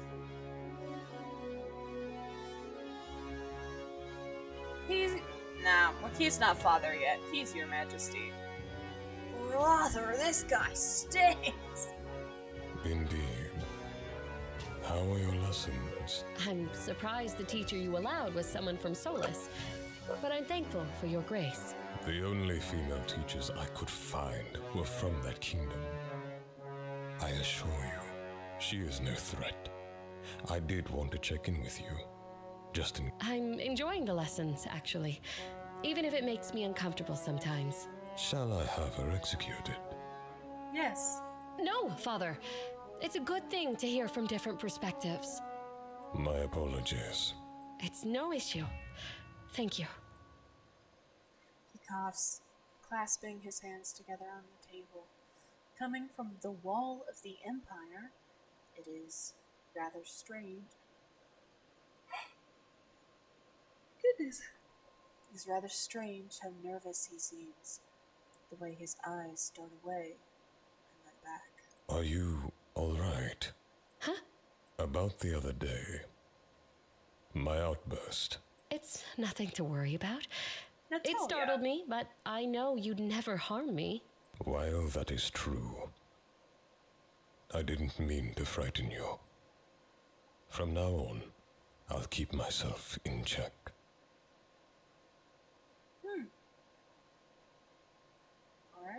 I've thought about your position. I was thinking, if you manage to finish your lessons, I will grant you permission to go to the night market. Really? Thank you for your grace. Bribery. Was there something else? One last thing. Your brother told me there's a sphinx in a territory. You'll need to be careful. They've been known to kidnap women, and tricksters, the lot of them. What a snitch. Andre escorts her back through the winding corridors. Servants press themselves against the walls as they pass, eyes lowered. Knights nod respectfully, hands going to their hearts, and salute. Let's see. Yeah! We're getting all the new stuff. It'll hurt, but... yeah. Your father truly befits his title, the Wall of the Empire. Though there does appear to be a hole in its construction. I find it endearing. How soft he becomes when matters turn to his daughter. At least he has a heart. He had the chance to sense me, to slay me. That is a remarkable feat for any human. I respect his power, And I respect his love for his children even more. Natalia beams. That's why they call him the Wall. I don't. Annette rolls her eyes. You humans and your titles. What was that? Oh, Keeper of Secrets? All they flirting? A sigh is the only response Natalia receives. After a beat, Annette changes the subject. Why must you earn your right to visit the night market? Why not simply go? It's dangerous. That's why Father sends escorts. To protect me. Though the thought of going whenever I want is a pleasant one. Then let us go right now. I am here. I can take you. Take me where? Well, sad to say, chat, I've already seen what happens when we sneak out. So what we are going to do, that is load I want to save. We will save, and then after we finish this route, we will come back and I will show you what happens. But I want to do a new route this time. So we're going to remain. Natalia considers Amunet's offer. She really does. But I can't betray Father's trust. Besides, it would set a bad example for the kingdom. the Sphinx pouts. For a little phoenix, you're awfully fond of your cage. I want to try and take my lessons seriously now. Education could be a good outlet for me. Amunet's pout turns into an impish frown. She huffs. And let us return to your teacher's study room. I could teach you anything you wish to know if you like learning so much. I mean, we could just learn here. Hi, Ender, the sleepy dragon. Take respite, my chat, sleepy dragon. Join my horde. This late at night? Don't forget, you're speaking to a Sphinx of legend. It would take no effort at all to whisk you there without a single soul noticing. I have read stories about a Sphinx's great knowledge. The thought of learning some of it for myself is an enticing prospect. She hungry? In that case, grab onto my back and ride with me. Oh, all right. Natalia hesitates for a moment before climbing on to Amunet's back. She feels a great gust of wind in her face as Amunet leaps into the air and begins to glide. Her stomach sinks, but the princess's heart soars as she takes in the sights around her. The stars have never felt so close. It's magical, as if reaching out her hand will cause one of them to fall into her palm. This wondrous feeling. Does it fill you each time you fly? Does the beauty of the land and sky ever cease? I have seen many beautiful landscapes over the centuries. It is hard to tire of. Oh, I envy you. Look how small my everything seems from up here. The sky provides much in the way of perspective, yes. Humans have a humorous fascination with exaggerating their proportions beyond sense. In this land, all of the architecture is built for tiny humans. I have little space to spread my wings, and so I must diminish myself. Natalia's teacher's office comes into view. Amunet gracefully swoops down to land. Natalia carefully clambers off the Sphinx, and Amunet returns to her human form. Is there architecture not designed for people? In times long past, my kind were revered by humans. They built monuments to honor us. I was once an advisor, a scholar, general to many kings before your father. They loved me as I loved them, and yet, when our power grew too great, that love turned into fear. I was locked away to decay in structures meant for admiration. How were you freed? You already know the answer to that, little phoenix. Keeps using the name. Get rid of her! A hooded figure appears in the moonlight. Gold clinks together as she stands in the doorway of the teaching area. Natalia's blood runs cold. I expected the princess to be fast asleep in her chambers, but I am pleased to see you value learning enough to continue lessons in secret. Her eyes move to Amunet, a flicker of recognition. A beast? Truly, princess. Your mind is as open as an endless ravine. No matter. She lunges. A knife gleams in her hand, aimed directly at Natalia's heart. Amunet's true form emerges in a rush of fury. Her claws sweep out once, twice. Her fangs sink deep into flesh, torn out. The assassin is gone. Gone, nothing but a mangled heap.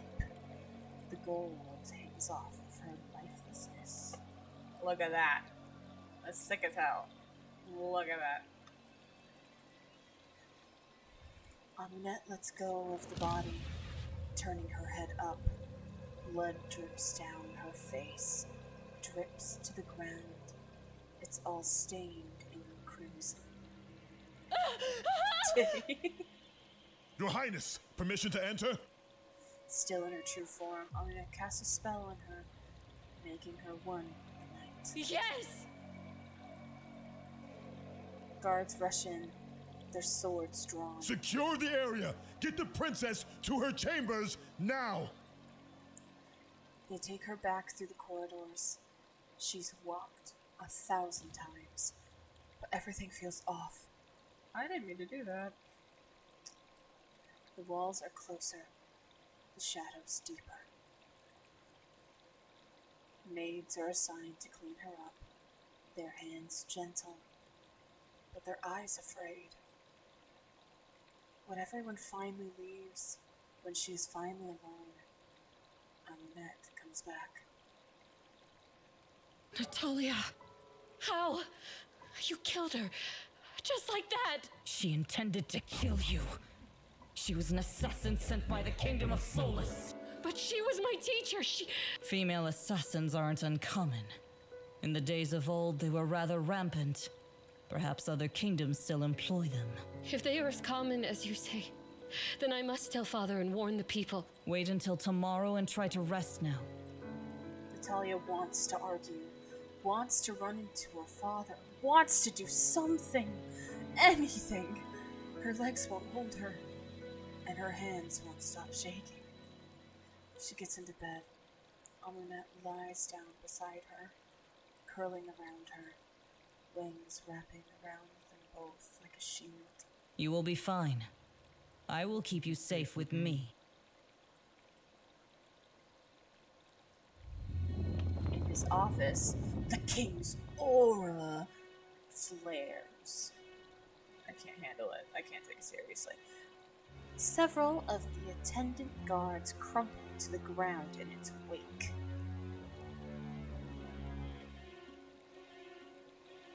Yes, go get your boba.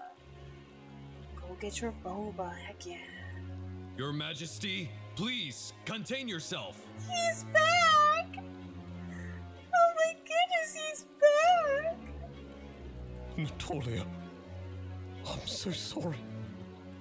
I didn't wish for you to see me like this again. Are you hurt? Hi, Evan. I'm fine, Father. You can see for yourself. Of course you are. My daughter, who witnessed a corpse and didn't break, has more strength than most. Yeah, we do. Should we turn to the matter at hand, Father? Yes. Yes. We need to discuss what happened last night. We've determined that your tutor had been working hand in hand with an assassin. No, the teacher was the assassin. Something went fun wrong fact. and the assassin killed her instead of you. Magic must have been involved as well. No, you've got it wrong. My teacher was the assassin. Tell him. That doesn't explain how she died. The wounds were inflicted by magic, and it is impossible for a woman to wield such power. But I saw... Enough. I fear I have been too lenient with you, dear daughter. It's my fault. My love for you overshadowed my duty to protect you. That was hot. I have decided your lessons will cease immediately. There is no one within our empire who can teach you now regardless. You will return to embroidery and instruction on motherhood. Anything but that! No, I can't do it. Father, please. Silence! I will not be swayed again. You only wish to put yourself in danger. It wasn't my fault. Natalia's so-called audience with the king ends with her storming out of his chambers full of chained fury. Andre tries to speak, but the princess isn't in the mood to hold court. He does pipe up as he opens the door to her quarters. Besides myself, 5 more guards will always be with you from now on. It's for your own good. It's one thing to hear that from her father.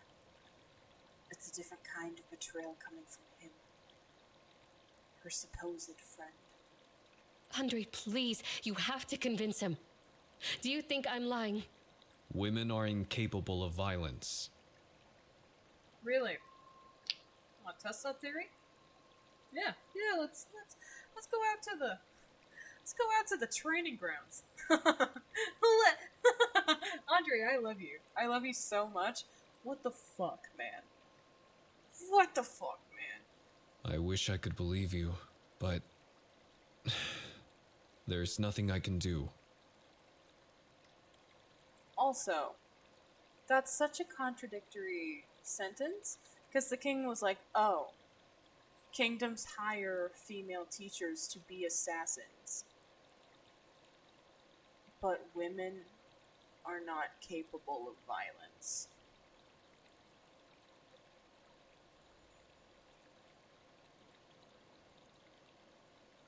Now that's a thought. That's a thought there. Liar! Coward! Furious and unable to look at his face any longer, Natalia slams the door shut. And now you can go get your boba! She falls onto her bed and screams into a pillow. Amunet's ears droop. Why won't they listen to me? Why can't they? If Father cares as much as he claims to, why can't he hear me out? Amunet pulls Natalia into her arms, and the tenderness of her touch breaks a dam in the princess, who begins to cry into the Sphinx's chest. Andre, just sit down, buddy. Your family loves you. They are protecting you. Gentle fingers run through Natalia. I would cry so hard. The way I would cry so hard. But is their love for you greater than their love for their country, their laws, their beliefs? The question hangs in the air for a long while as repressed emotion rips out of Natalia. Amunet, ever patient, holds her tight. Eventually, the princess's sobs die down. I was starting to see a future as the jewel of the Empire. I no longer know what to do. I'm lost. Amunet pulls Natalia back to her at arm's length. Back to hold her at arm's length so she can see in the eye. So she can look her in the eye. I can read. Do you remember our promise, Natalia? Our promise? Think back, little phoenix. Remember when you last felt truly free. and it kisses her forehead. A brush of lips against skin, and magic flowers from that touch. She is a child again. A child so full of curiosity that has yet to be stamped out, trailing behind her brother and father on one of their travels. Yes, after we're done with this route, I will show you the even more gay, because I figured skipping it led to a different route. It did not. It didn't. So, really, I should have just done it anyway. The desert stretches endlessly around them, and she loves with every grain of it. And she loves every grain of it with a love that has no name. She hears a faint calling for help. It came from off the path, from the overgrown ruins they'd passed a while ago, and so she breaks away from her family. Being the small girl that she is, she can slip through narrow passages where adults couldn't follow. Hello? Is someone there?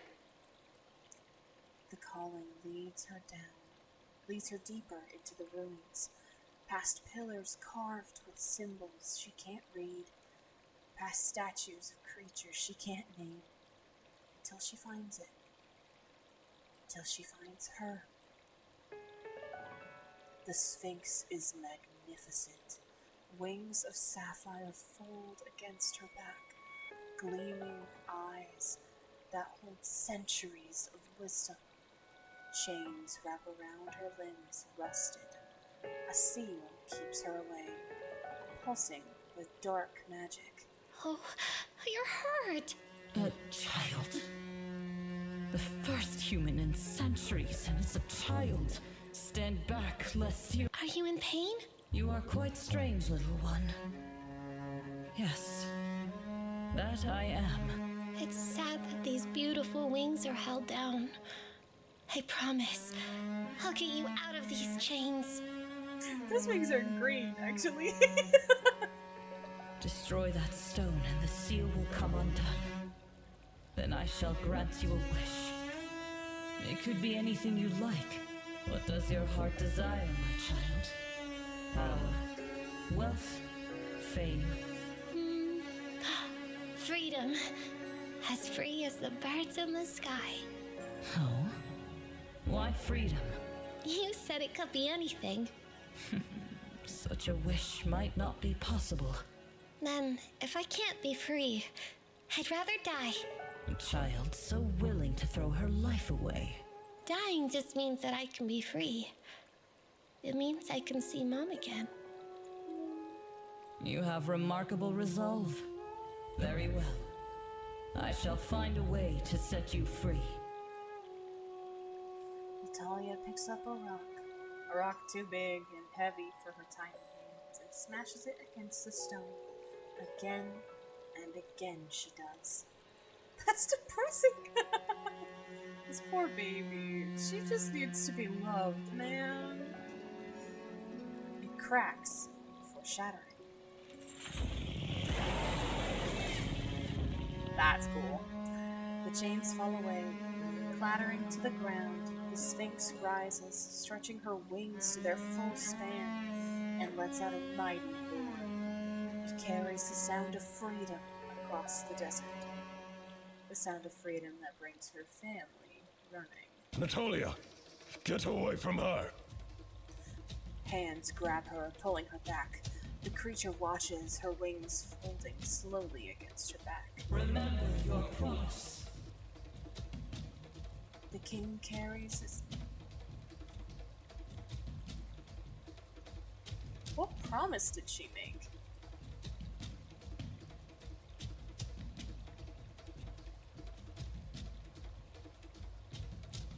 What promise did she make?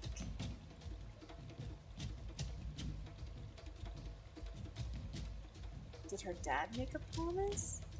I don't know.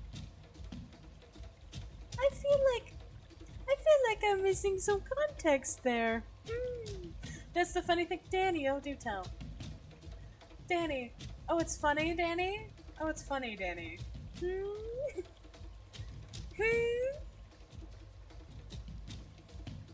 Mm-hmm. Yay! Hell yeah, Mon. I'm happy for you. The king carries his daughter away from the beast, protecting her. They stray further from the ruins, further from the released Sphinx. Wait! Don't go! My daughter. She has been tricked by that vile beast. Father, what do we do? She's been entranced. I won't allow it. Erase her memories. It's for her own good.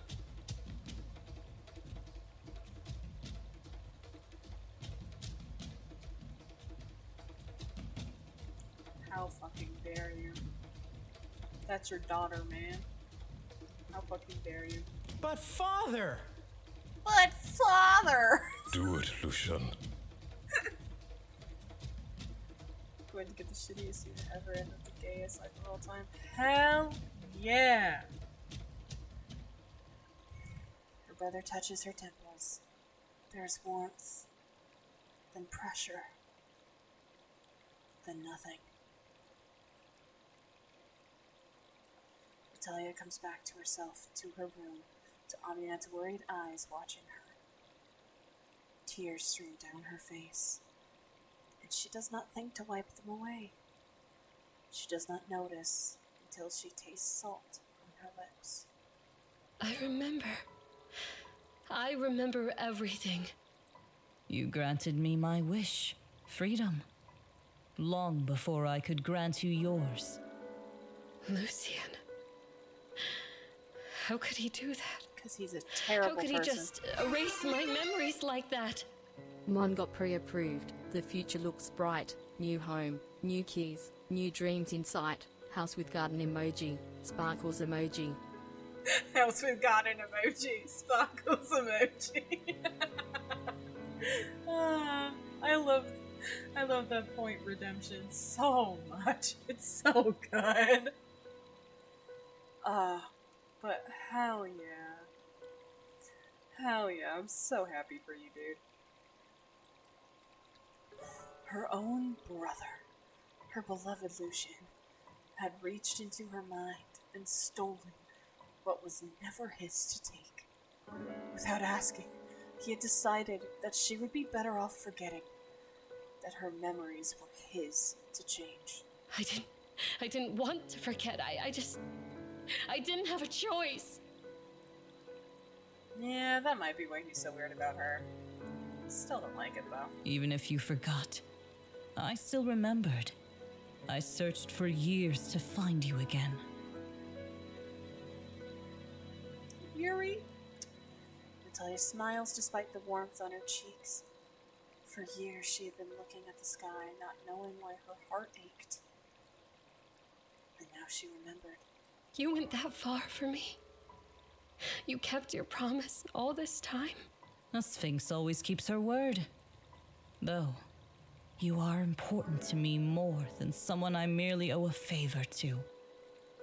Alrighty. You are my savior. I will do anything for you, even if it risks my life. What should I do now? If what you truly want is to be free, perhaps it's as easy as running away. Really? We could do that? It's possible with my power. However, you are human. We'll need to make preparations. See, I know what you guys want. And I know we want her to be free. But I did that last time. I don't know what I want. Natalia wipes her face with the back of her hand, curling into herself on her bed. The weight of everything presses down on her chest. Even if we escape, will things get better? The Empire's laws are everywhere. Will I ever truly be free? It's just something we'll have to discover together. Aminet lies down beside her and gathers her close. Natalia shuts her eyes and lets herself be held. I'm so excited for this ending, too. She wakes to the gentle rhythm of breathing against her hair. Amanette's wings are draped over her like a blanket, feathers soft. For a moment, she can forget everything. The arguments, the assassin, the animosity.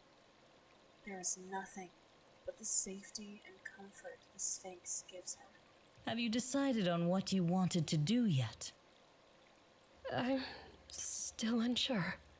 We will need to make a decision soon before they choose to lock you away for good.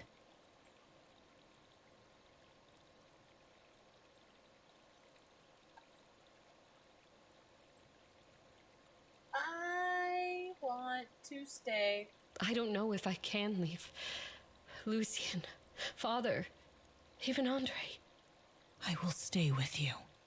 No matter what happens, even if you become truly caged. Thank you.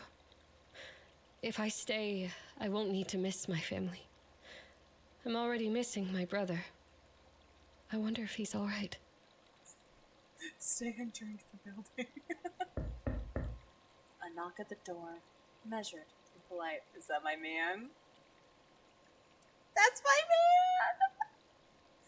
She opens the door, noting how his eyes drop with worry. He can't express. Mouth set in a line. Sad puppy, so true. My lady, I came to check on time. Am I not going to the trade festival? The king is worried. He won't allow you to leave until the assassin is caught. They'll never find them. They don't exist. Interesting. They should.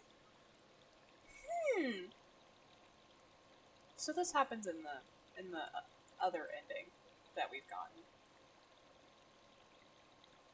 Did we sleep? Did we sleep for long? Or were we just laying down until we calmed down? Because if we slept, they moved the timeline. If we didn't, it's the same. I don't know. I have no say in the matter. I'm sorry. Laying down for a while? Okay. Andre fiddles with his hands, staring off to the side. I wish you could be different. I wish it could be different too! I expected as much. Thanks for your time. Oh, god damn! Oh, damn! Oh, and he's just gone! Oh! Oh! Oh, that hurts! She closes the door, leaning against it for a moment. What was that about? They're keeping me inside. There's nothing I can do about it. I like next time, buddy. Things will get better. We'll get through it together. For now, let me provide entertainment. What kind of entertainment? Since I have no teacher, will you be my new one?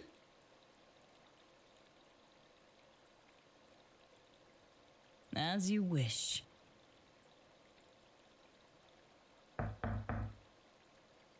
A few hours before the trade festival begins, another knock at the door.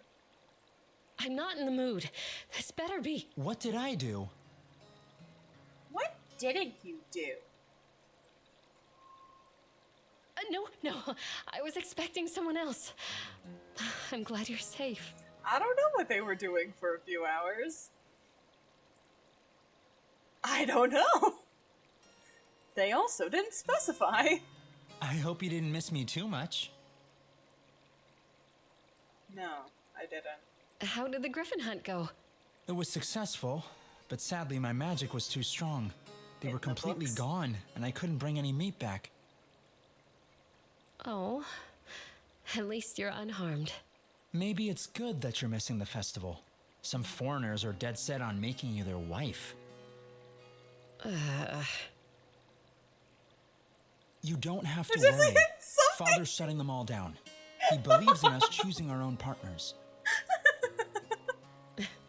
Maybe for you, brother. He means it. Creeper time. His arms wrap around her tight. He never wants to let go. Oh wait, didn't you make me forget? Didn't you like erase my memory for a second? Oh, are we just gonna let him hold us even though he did that to us without our consent? I must return to the festival now. Must you? I'll come back later, so wait for me. There's this wine that's said to be made of phoenix tears, and it might have magical properties. I'll bring you leftovers. Thank you. You're so kind.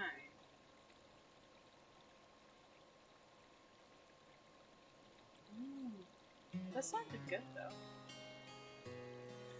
It's interesting. Once we finish this route, I'll explain more, but it's interesting how this is going. I'm excited to try it. I knew you would. He nods, giving her one last smile, and then he is gone, swallowed by emerald light that leaves its image behind Natalia's eyelids. Your brother may grow into a fine king. I don't think so. He'll be an old man going,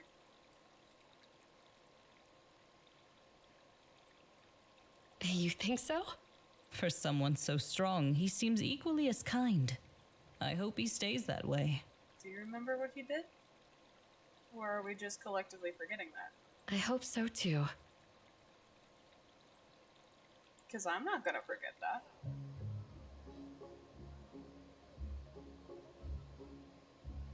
I mean, Amunet said that because I chose that we're not leaving. And basically they were like, oh, we're bored. And Amunet's like, I could be your entertainment. And then it said a few hours pass, and it doesn't tell us what they did. So, some connections have been made. I wouldn't say it's too far off. I don't know. After the sun has sunk below the horizon, painting the sky in shades of indigo, faint music rises from the lower castle walls. The festivities have begun. We could have our own festival right here. We have the music.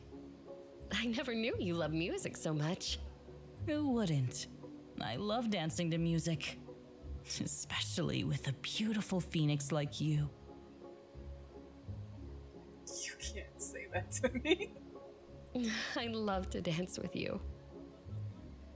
Amunet's larger, clawed hand joins Natalia's smaller, softer one and begins to move to the melody. They move together as if they've been dancing for centuries. Focused on each other, the rest of the world is all forgotten. She feels a sense of freedom in the gilded cage like never before. Andre appears in the doorway, sweating, stressed. His breath comes in ragged gasps. Ah! His face pale. Back away from the princess! You can't say that with no teeth. You can't be scary with no teeth. Just saying. But also, hey, you tell her. He brandishes his sword, the blade catching the moonlight. His hands tremble slightly on the hilt. Why are they bullying him? I'm not bullying him. If anything, I'm bullying the artist for not finishing the drawing.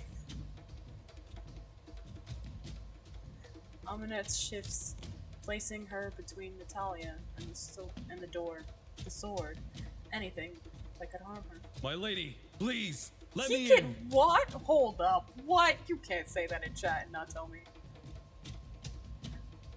He got us? Maybe his teeth are just dirty. In other shots, he has white teeth. It's also been happening the whole entire game. His eyes sharpen, glaring at her. I knew it. No ordinary beast folk could get in here. Please, let me in. You're in danger. Okay, come on in. Nice to see ya. He just forgot his dentures? I didn't know Andre was such an old man. Damn. Leave us alone! You've been tricked. I have to protect you, even if it's against your will. Oh, this is different. He crosses the threshold, sword raised. He slashes at the Sphinx. A brutal strike aimed at her neck. Chopped an unk for real? My god! Amunet isn't going to hurt me! You even gave it a name? That is her name! You have no right to decide who I can be friends with. Not after you abandoned me! Is being a knight more important than our friendship?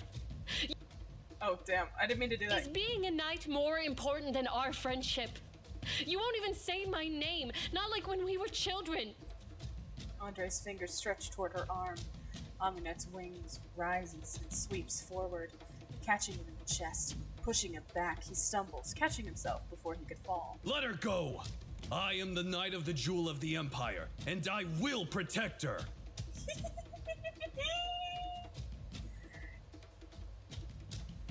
Okay, I need to sit down. Don't pull a muscle, Blue. Don't pull a muscle. I genuinely forgot about these lines. His sword aimed at Amunet's heart. He charges forward. A single downstroke of wings blow. A gust of wind. A strong gust of wind. The force catching Andre in the chest, hurling him backwards. He crashes against the wall, stone crumbling, dust fills the air. Andre, you gotta calm down. You gotta hurt yourself. Blue, drink your boba. Calm down. In the blink of an eye, guards flood the corridor. Armor clinks, boots pound the stone. Voices shout orders and warnings. The king stands in their midst, his jaw slack. The Sphinx is back, and she's come for my daughter. Multiple times, probably. It's been hours. Lucian rushes to his sister's side, pushing past guards who try to hold him back. His trembling hand reaching for hers. Natalia, is this the same Sphinx you met? I demand to know what's going on. I can explain, Never mind. We will talk about it later.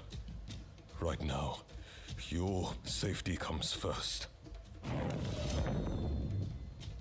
The king's aura explodes outward. The air thickens. Guards collapse like puppets with cut strings. Lucian staggers but holds his ground. Natalia's legs buckle, the world fading to gray around the edges. She can only see Amunet's face. You said you would fulfill our promise.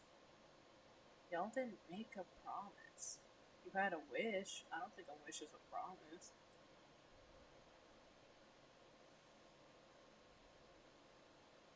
Damn.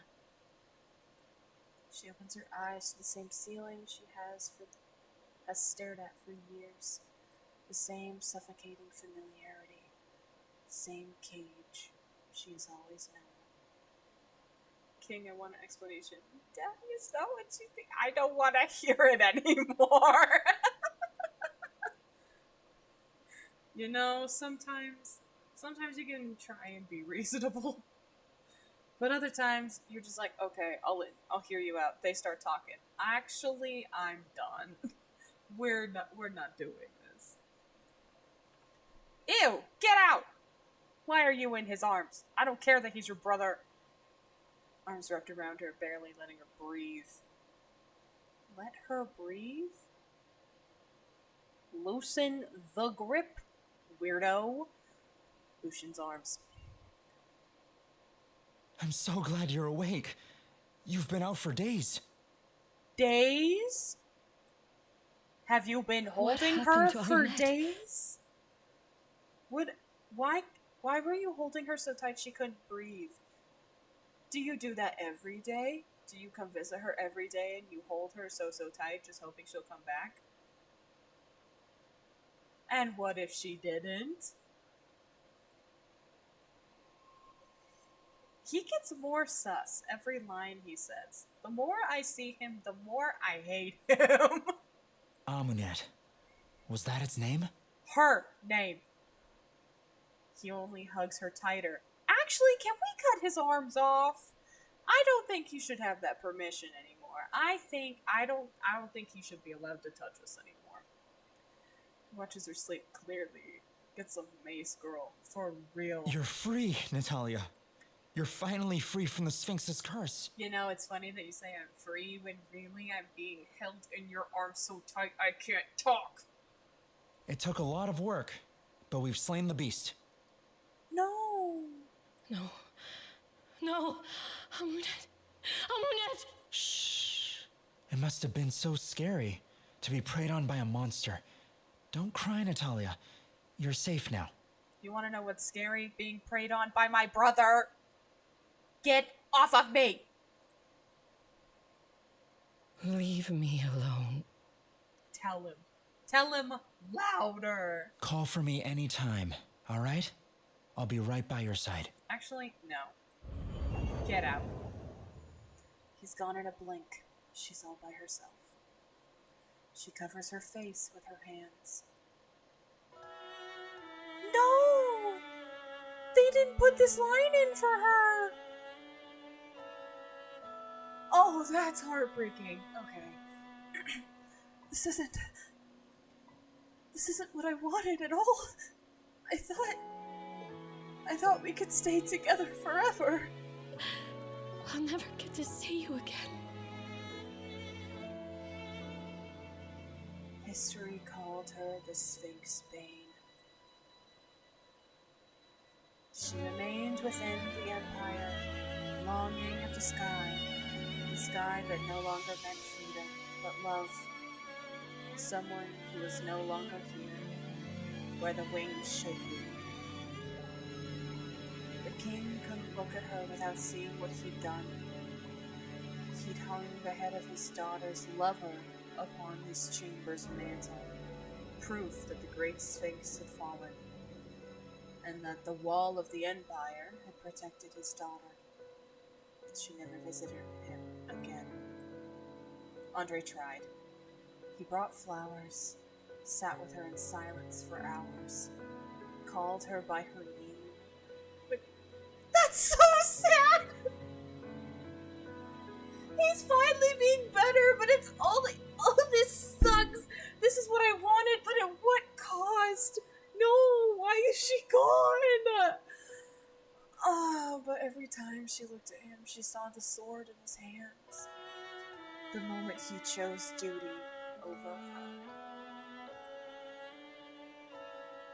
The years went by, but she never stopped looking at the sky. Every sunset she watched, every breeze that carried a feather she hoped. She remained in her gilded cage, forever looking up, forever waiting, forever loving someone who would never come back.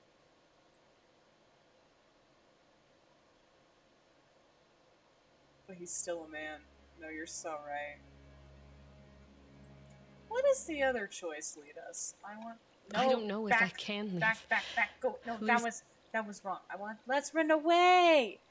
Let's run away. We'll prepare. We'll leave right after your brother returns so you can say farewell. My lady. Am I not? They'll never. Thanks for your. What was Their key. We should. Right. I'm not in the mood. This better be. Interesting. So if you run away, they're packing for hours.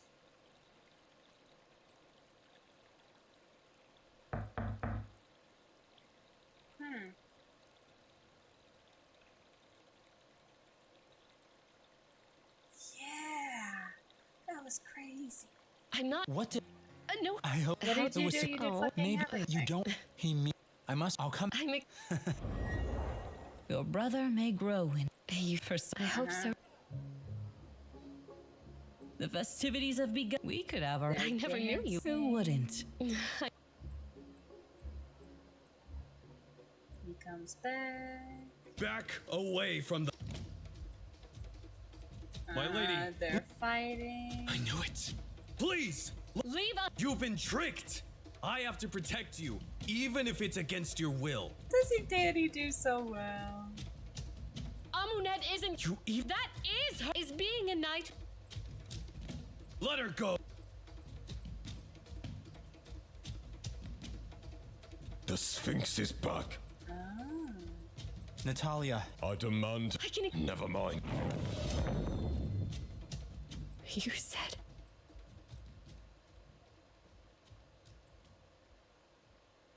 Oh, this is where it's different. Okay. When her eyes finally open, she finds herself outside the kingdom, in the arms of a wounded sphinx. Her hair is caught in the breeze, which she rarely ever feels. All of the castle guards are behind them, chasing in sheer determination. Perhaps this will be her only taste of freedom. She reaches out to touch Amunet's face. This is enough. Hearing her speak, she doesn't run anymore. She places Natalia on the floor as she is asked for. She glances back at the army inching closer to them, a single tear rolling down her cheek. This will be the end. Amunet's body shudders, shrinking, the great wings folding in until she's simply a woman. She kneels before Natalia, cupping her cheeks with hands that tremble. Still they follow. There is nowhere to run. Natalia holds Amunet's wrists, gentle and steady. Despite her heart pounding out of her chest, the shouts and footsteps only inch closer to them. Amunet, lead me to freedom. Is this truly what you want? There's no going back. I don't know. It's the only way. Amunet brushes the tear off of her, pressing her hand against the princess's. Mama, I'm scared. I'm scared too. I did not wish for it to end like this. Can we fly together? One last time? Always, my little phoenix. You can't just do that to me! She pulls the princess close. Her body arches, a pained cry tearing from her lips. Her arms tighten around Natalia, and she folds into the embrace, feeling the thrum of a heart that beats for her alone. The jaw opens and devours her whole? What? Hold up.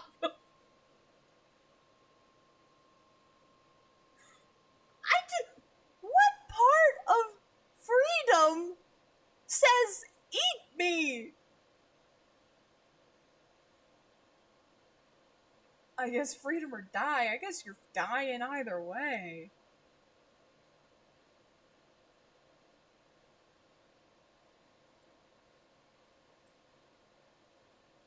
Teeth do not take the princess from the world. She feels no pain. She said if she couldn't be free, she'd rather die. You're so right. You're so right.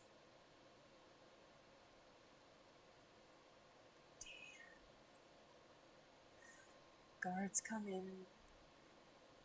in their glistening armor, coming in too late. Always too late. Within her ribs, Natalia's heart beats in tandem with her own. Wings unfurl, each feather at the ready, and she flaps to the skies.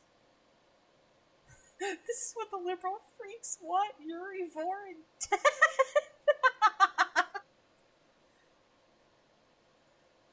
Below, the king staggers forward, his hand outstretched, as though he might still snatch his daughter from the heavens.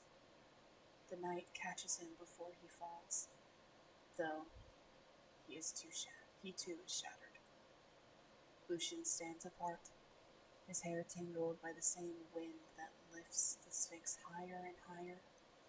His eyes follow the silhouette as it ascends. Natalia. She might have actually been tricked. She truly was as beautiful as a fleeting sunset. I like the sentiment. I don't like the way you said it. Above, the air grows thin. The kingdom shrinks to the scattering of lights. Her wings beat in a rhythm of older than the walls men built to keep out the wondrous. Why do you sound like that?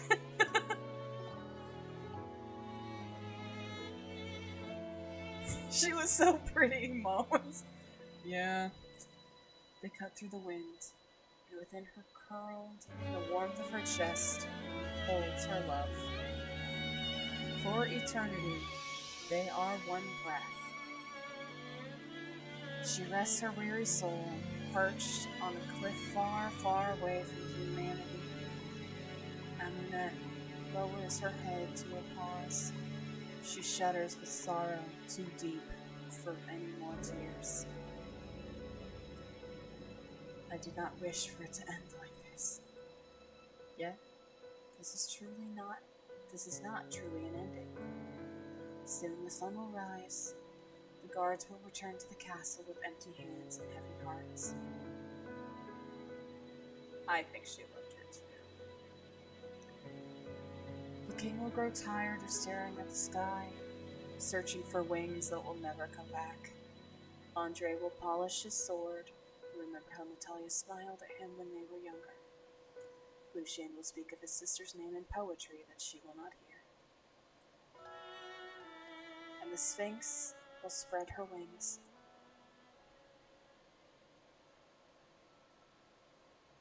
Damn, you know what? We should end this with a happy Yuri. Let's sneak out.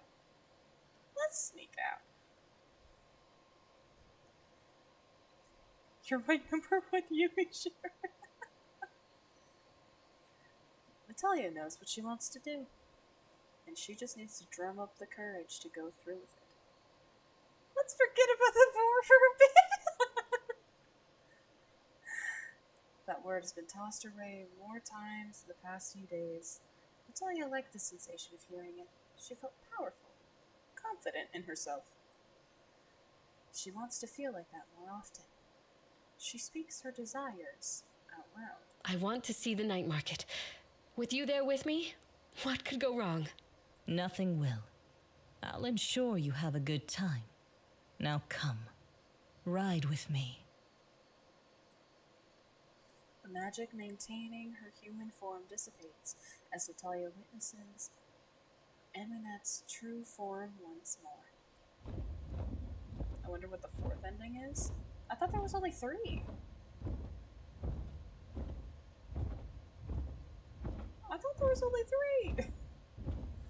The princess clambers onto the Sphinx's back and holds on tight as they lift off the ground.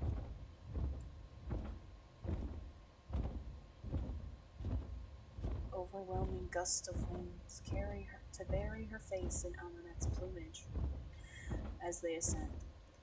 After some encouragement from the Sphinx, she peeks her head up. There's 17. That'd be so many. Her stomach sinks, but the princess's heart soars as she takes in the sights around her. The stars have never felt so close. It's magical, as if reaching out her hand will cause one of them to fall into her palm. Oh, it's beautiful. From up here, my kingdom looks so small. Insignificant, even. I've seen many kingdoms rise and fall. Yours will be no different. The rulers will change, but the land remains the same.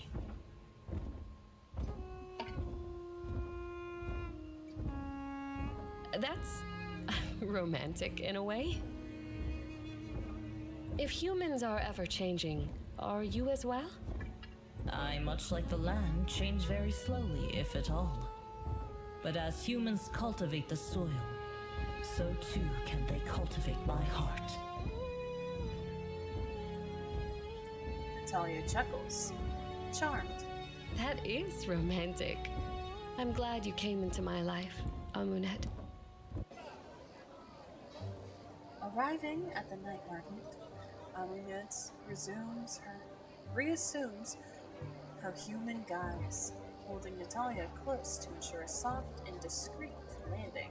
We'll need to remain invisible. You won't be able to interact with the stall keepers, but you have free reign to promenade around and enjoy the atmosphere. And enjoy it I shall. Natalia interlaces her fingers with Amunet's and tugs her towards the stalls. Date night! The Sphinx offers no resistance, content to follow along. The princess's head swings from one side to the other, greedy to take in all the sights and sounds of the night market. The smell of exotic spices draw her to a row of food stalls. Natalia watches, entranced, as cooks of all stripes wield their pots and pans to make dishes right in front of their eyes. Fascinating how even something as simple as food stalls have changed over the years. Natalia notices a cook nodding off at his station, a platter of foreign finger food going cold in the night air. She nudges Amunet and points to her prize. The Sphinx takes the hint and swipes a bite for the both of them. Natalia, ever generous, slips a coin in their place. The two waste no time in eating the doughy confection. They quickly turn toward each other and gleam, their faces lighting up with the scrumptious medley of flavors hits their tongues. This is delicious! We have to come back sometime to try the rest of the dishes on offer. I concur. Amunet's ears twitch, pointing toward the center of the market. I hear musicians playing nearby. I'm sure we'll find some worthy entertainment in that direction. Come. Oh, I didn't realize music enchanted you so. Yes. Enchant is a good way to put it. I remember being rather fond of singing and dancing. Doing so in a crowd only heightens the experience. The blushes. The pair find themselves at the center of the night market. A group of musicians play in the center pavilion, surrounded by a throng of dancing merrymakers. I haven't seen such spirited festivities since I was locked away. I could never see such a thing from the castle. Which is exactly why we're here. Natalia grins wildly as Amunet runs with her in a circle of dancers, illuminated only by lit braziers and firefly light. The two begin moving their bodies to the intoxicating rhythms of the music. Neither of them know the style of dance the crowd is performing, but it hardly matters. They are in perfect sync to the beat, the energy of the space, and to each other. They dance for what feels like hours. The crowd only gets more frenetic as time crawls on. One man bumps into Natalia, sending her hurling toward dancing on the net.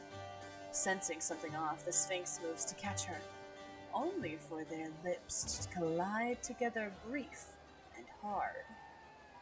Natalia lets out a surprised noise and tries to recompose herself in Amunet's stable hold. Must be too drunk. Bumping into nothing. Amunet growls at the man, who spooks and stumbles away. She looks at Natalia over, eyes dark and assessing. They land on her lips, slightly swollen from the earlier impact. The Sphinx's jaw clicks. Natalia's lips part to speak, and Amunet lunges forward, capturing the princess into another, deeper kiss.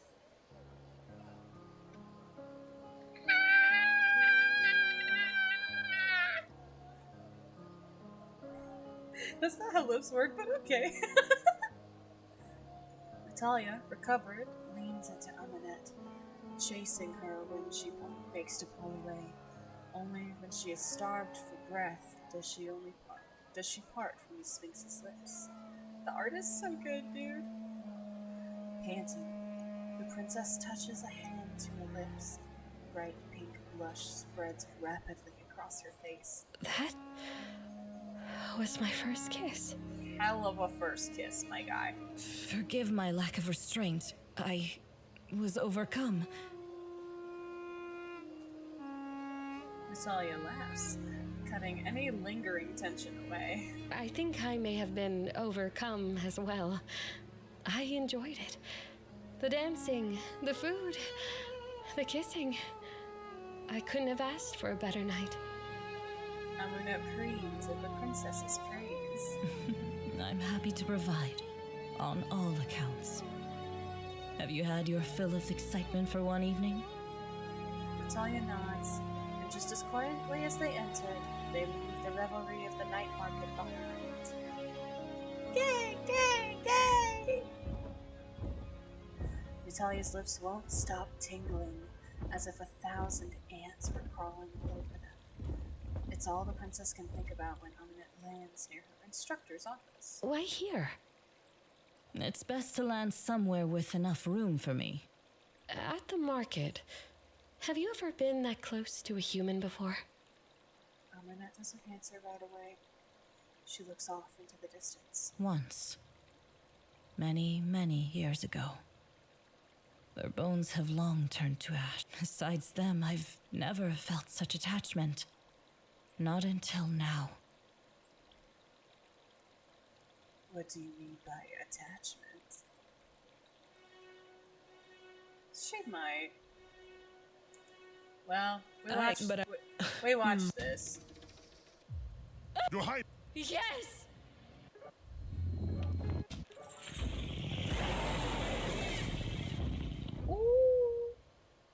You are my savior. I will do anything for you, even if it risks my life.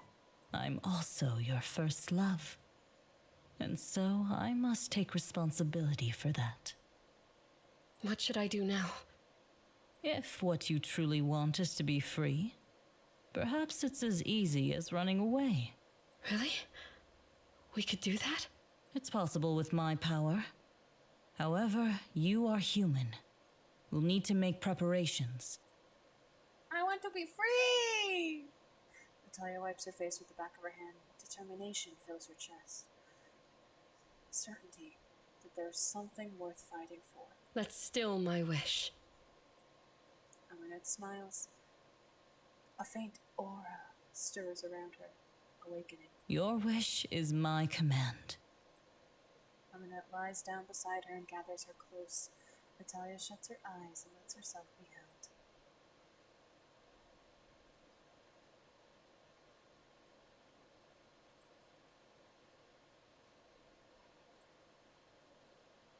For a moment, she can forget everything, the arguments, the assassin animosity. I will do anything for your freedom. Is that what you most desire? I'm not sure, but I don't want to be here any longer. We will need to make a decision soon before they choose to lock you away for good. Let's run away. We'll prepare. We'll leave right after your brother returns so you can say farewell. We could have our own festival right here. We have the music. You really do love song and dance. Of course. Who wouldn't? Especially when I'm with a beautiful little phoenix. I love to dance with you. Aminette's larger clawed hand joins Natalia's smaller, softer one and begins to move to the melody. They move together in the gilded cage. Andre appears in the doorway. We need to hurry, someone is coming. He crashes into the wall. Oh no! We need to hurry. Someone's coming. He places covered bundles of meat into the pack. I'll distract them to buy you some time. Amunet nods solemnly. I won't forget this. She shifts into her true form. Someone's coming in to stop us! Natalia hastily situates herself onto the Sphinx's back. Take care of yourself, alright? I wish nothing but the best for you. Knight and princess make eye contact, both harboring words unsaid, but no time to utter them. Their wobbly gazes will have to be message enough. Thank you, Andre, for everything. Andre nods stiffly. He looks at Amunet. You carry my dearest friend, Sphinx. Take care of her. You have my word, Knight. With that vow made, Amunet leaps from the balcony and into the skies. Andre watches him disappear to the horizon, lips pursed and fist clenched as he fights back tears. He hears the sound of several footfalls approaching and swiftly recomposes himself. He'll uphold his end of the bargain.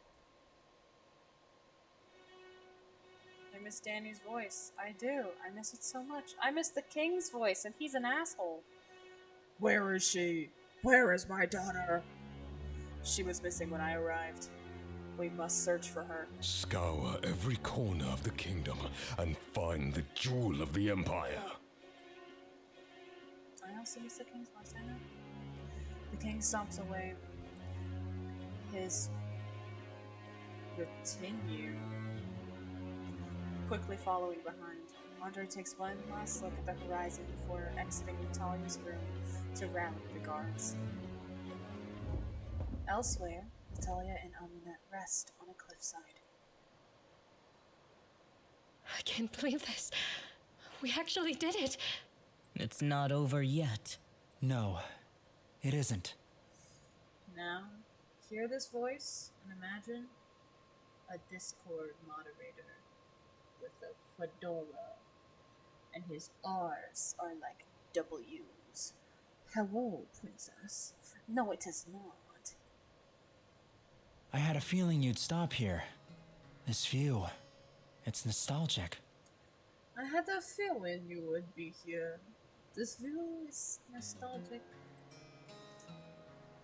This is where our territory ends. The moment you pass through, you will be free.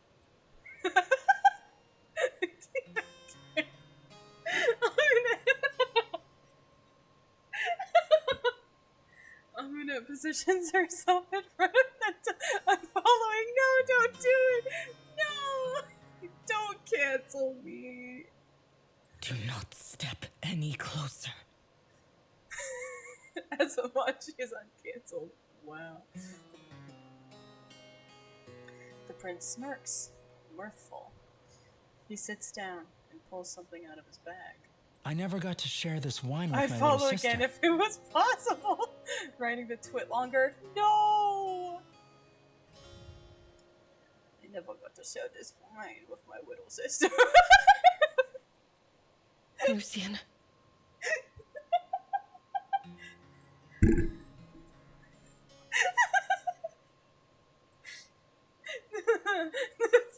Natalia approaches him slowly but surely. He lets out a huff of laughter. I wasn't wrong about you, was I?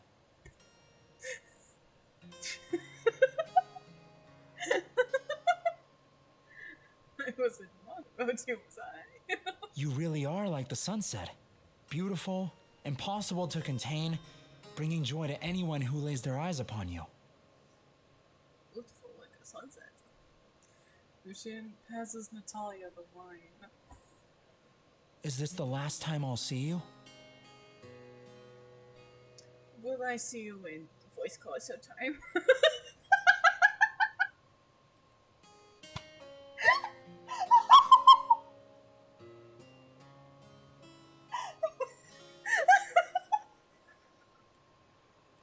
I'm sorry, it's too good.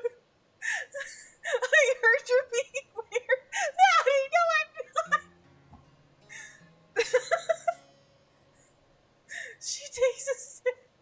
I'll see what the Discord called I'll see when the Discord called kitchen. Maddie, save us. It might be, but who can say for sure? Lucian winces at that. He looks downcast, but nods. Everyone will keep looking for you, you know? It's out of my hands now. It doesn't help that his lines read that way. It's too easy. Everyone will keep looking for you, you know? It's out of my extremely masculine hands. Then I'll keep running. I'll run forever if I have to. Do I need to get out the tech mat? No, you don't have to. Lucian smiles a rueful thing. That sounds just like you. That sounds just like you. Natalia takes another swig of the wine. How do you drink this all the time? It has a real kick to it. You can't even handle wine. I know my little sister would not be capable. I can't. I do not drink this stuff all the time. Only on special occasions. Thank you for this, Lucian. You know I'll never forget you. Princess cannot do shots, you're so right. Likewise, baby sister. Likewise, baby sister. The siblings can stand up and Lucian wraps Natalia into a hug. Natalia!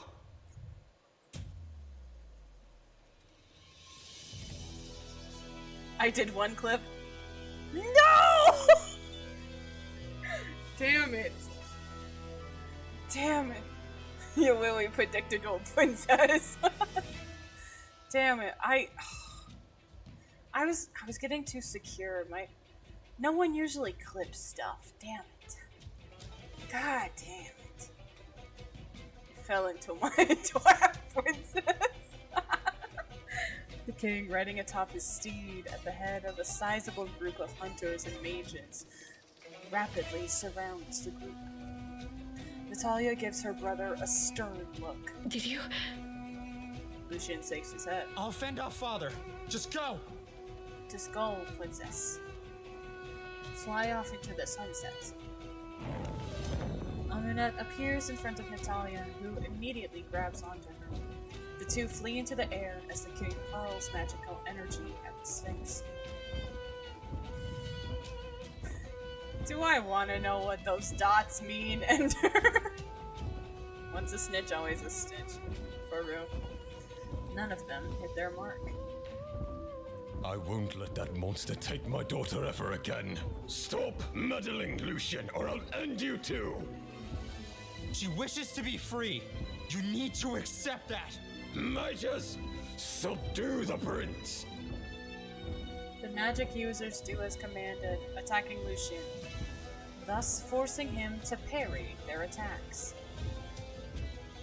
It's just a clip.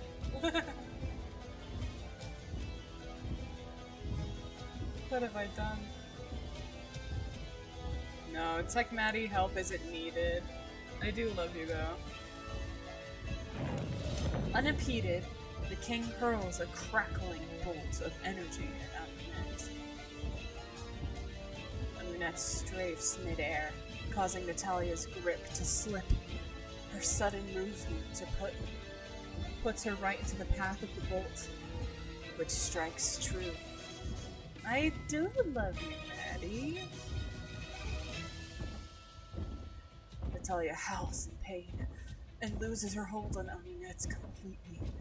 She falls. Amunet, alarmed, dives down past the cliffside in a desperate attempt to reach her. I do love Maddie, this is true. The royals run up to the cliffside in horror. The king falls to his knees. What have I done? Oh, my dear daughter. How daughter, Natalia. Lucian's face crumbles, but rage wins out over grief. He roars at his father, a mighty discord modulator roar. It didn't have to end like this! If you cared, you should have let her go! Also, now you care about her well-being. For real. The Rar XD, he did that. The king, well and truly defeated, slumped over the cliffside, offers no rebuke to his son's words. Muttered apologies repeatedly flow from his lips. To allow my judgment to be ruled by ignorance, by pride, I must pay the toll of my transgressions. As Lucian readies himself to ask what exactly his father is prattling on about, a gale of wind surges upwards, sending himself and the king tumbling away from the cliffside. Do a flip! Do a flip! Do a double flip. You're the king, you have to be so epic sauce. You have to do a double flip. They recover and spot the Sphinx, Amunet, but no Natalia. Instead, a small bird follows her. Brilliant blue and yellow feathers rain downward in the bird's wake, lighting up and sputtering out like fireflies as the two winged creatures venture toward the horizon. A phoenix. Lucian smiles. She's finally free. The king brusquely wipes his face as he looks at the pair of avians. This is what she always wanted, isn't it? Freedom. A beautiful, proud bird is never meant to be caged. Natalia was never meant to be caged. Tales of the sudden disappearance of the jewel of the empire spread like wildfire across the kingdoms. Girl wanted to be a bird, she just won't be a bird. The king, holding close the memory of his daughter, began the long and arduous process of tearing down the many cages he wove into the fabric of his kingdom. As his successor, King Lucian's first act was to change the national symbol to a phoenix rising out of its own ashes. Every day of his reign was spent trying to make the world the place he would have wanted his sister to live in. Old and gray, he sits in his study one evening, taking a break from scrolls to gaze out at the horizon. A shadow crosses overhead, and the king can only crack a smile as a single yellow feather flutters to his feet. Took you long enough.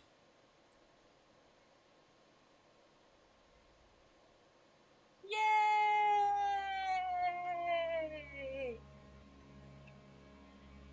We did all the endings! We did it!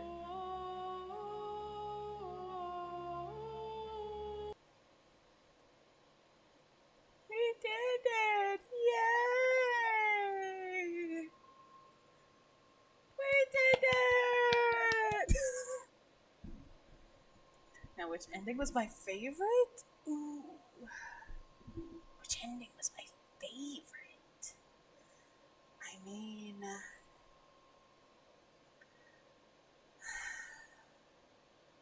I do like the free one. I do like how shocked I was with the Vor ending. We did it.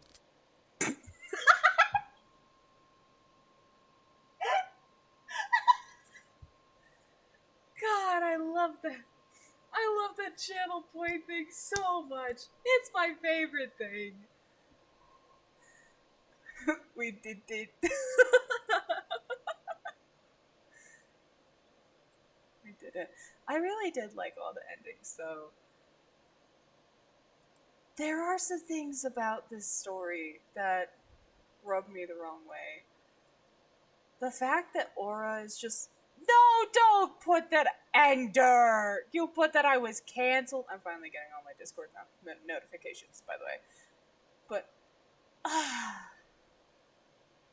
like aura is never explained. The promise is not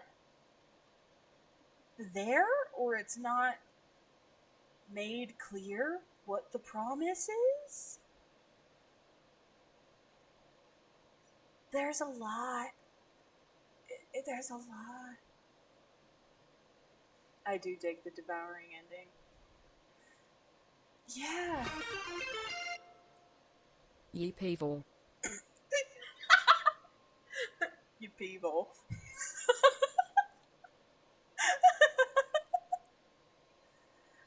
God, it never gets old. I love it so much. Oh, God. But yeah, like, there's some parts of the story where it's well written. There's other parts where you're just like, are you sure? Okay, cool. That was a choice. That's because she's free, she would grant the freedom. Yeah, but it says don't forget your promise. And technically, if she promised to, like, set her free, like Natalia, like, Aminette was like, don't forget your promise. I don't know. I don't feel like I should be questioning it as much as I am. You know, I feel like it was just a little clearer. What are you oozing? What? Definitely what I'm. Oh, aura. Aura. I get it. Sleep well, Ender. Thanks for coming to stream. It's fun having you here. But yeah, we got to support Danny. We got to hear how wonderful Danny is and how cool of a voice actor Danny is. And it was cool. Aura is the friends we made along the way. Aura is the Discord moderator. The brother that never leaves you behind.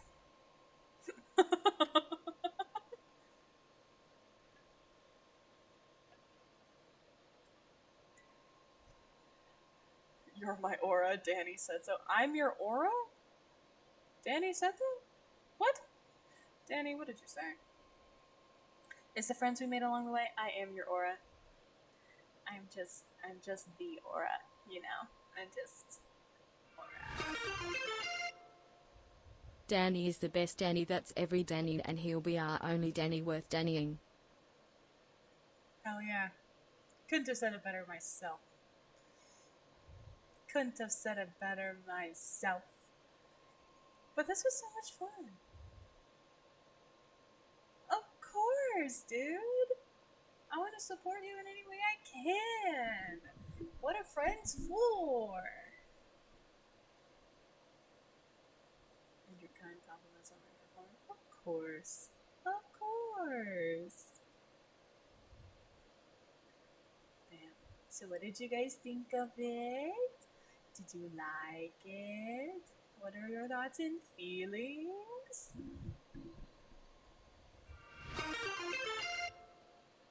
Me when I Danny and it's everywhere.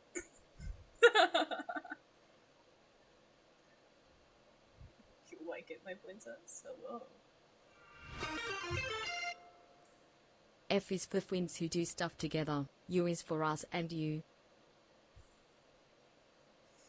Hell yeah. Hell yeah. Doodle, how many points do you have? How many channel points do you have, my guy? Never in my life said it like that.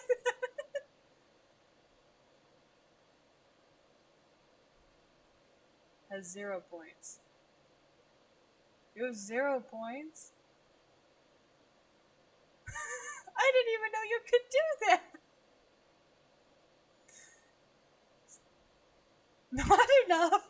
You have 8K? God damn. You could do that 16 times. 38! Women are incapable of violence. Shut yo goofy up, Andre. Yeah. Yeah. Andre, we're gonna have some words. Will I make out with you so you'll stop talking? Of course I will. But the talking has to cease. It's gotta cease. Sorry. Sorry. I'm a bite. That's what after I've done it 87 times. Me when I turn him into a werewolf so he shuts the fuck up.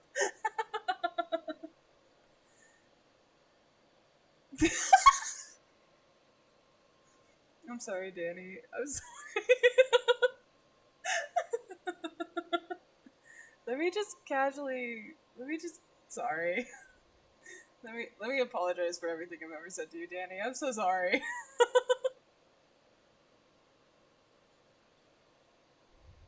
You have no idea how far I'll go for my night. Pretty sure it's all the way. Pretty sure. Damn. Damn. This was so fun, though. I also apologize for being like this. Dude, I don't care. I found it hilarious. See, then I don't want to hear you complain about it. Then I don't want to hear you complain.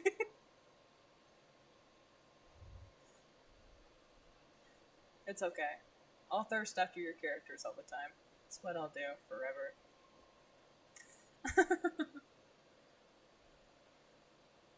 I'll never apologize for how I am. Hell yeah, Mon. Never apologize. Never apologize. But complaining is funny. To an extent. Oh,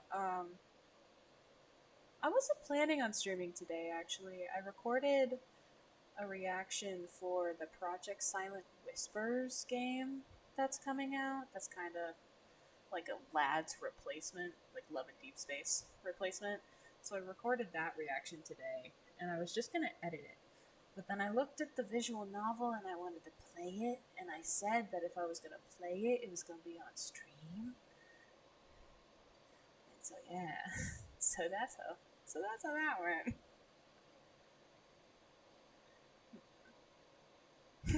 Just yum. You will be there? I appreciate it. Hell yeah. Hell yeah. But yeah, I'm kind of surprised we got through all 3 endings in less than 3 hours. I was not expecting that.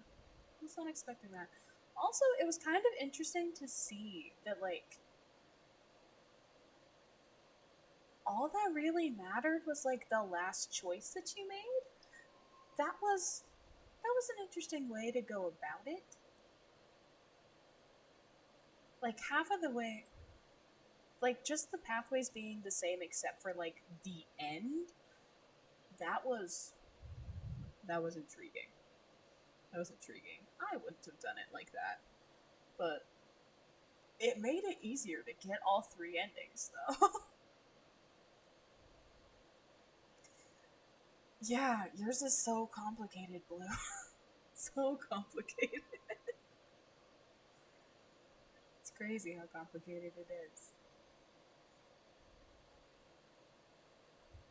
It's crazy how complicated it is. What other games? Because I have been trying to collect some games that I want to do for stream. Complicated kissing Markiplier Eagles on the mouth. It's so complicated. You don't even know. It's so complicated. I have to convince them to like me? That's so hard. Yeah, so the games that I've recently gotten for stream is there's a series called A Plague Tale, which is a story game, and it looks pretty good. It's got a female protagonist, so that's always fun. I have the game file, I know. But I managed to crack that. And then I found there's games about like 1984. They're called Orwell. And so there's like keeping an eye on you and ignorance is strength. It looks pretty cool. I want to at least try them out. I don't know if we'll finish them.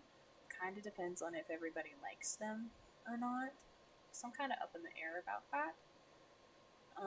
There's a game called Tell Me Why, which is kind of like the Life is Strange series.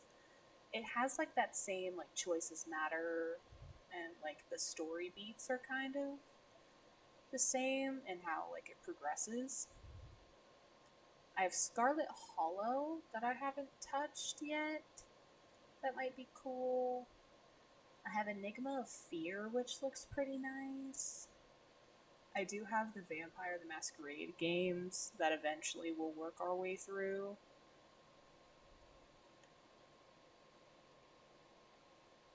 Tell Me Why was cool. Ooh, I haven't looked into it. I saw that it was $1 on Steam, and I'm like, you know what? You're mine. Haha. I have Lost Records Bloom and Rage, which is also like Tell Me Why and Life is Strange. It is a group of all girls, I think. Totally worth $1. Hell yeah. We have a game called Pink Noise that might be cool. We have Call of the Sea. We have a bunch of cool games that slowly we shall work our way through. And then if there's anything new, we can look through it. Gotta work on the word instantly. Thanks, Mandy. I hope you sleep well and I hope Dollar work makes goes someone well. holler. Beautiful. But yeah, I hope work goes well and I hope you sleep well. Thanks for coming on in. Just looking at all the rest of the games that I have so far. I do have Dream Barbecue. The ENA Dream Barbecue thing. I don't know what it's about, but it's there. No, but no. Why are you saying bye? No, we're not leaving. I'm not leaving yet. You're good. Why are we buying? Mandy had to go. Mandy has work in the morning, so we were saying bye to Mandy. Yeah. I also have The Last of Us Part 1 and 2. Those will be fun to do eventually. Of course. Thanks for coming on in, Danny. I'll see you tomorrow.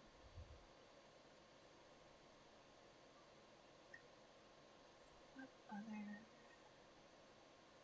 Is Killer Frequency that might be fun for stream? There's a bunch of different ones that eventually will roll out and play as time goes on. But yeah, Sile, how was work? Ooh. Ooh, but you get tacos? That's good. Tacos are always nice. Sorry, work was rough. We'll just roll with it, I guess. Tacos do sound really good right now. They really do. They really do. Am I quiet? I don't know. Everyone else, am I quiet? I know I technically... We have a heat wave, so I had more fans on this time. Which could be helping the whole quietness. But, nope. It might be the headphone style. I don't know. I don't know.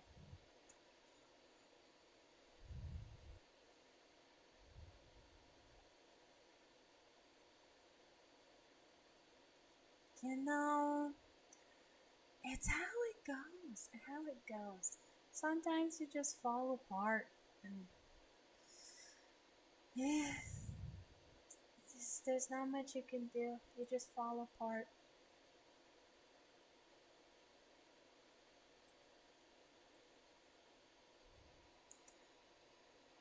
Keep the fan on, don't die. It's okay. Right now it's only 80 at 10 p.m. I'll be okay for a bit. Fuck Baltimore.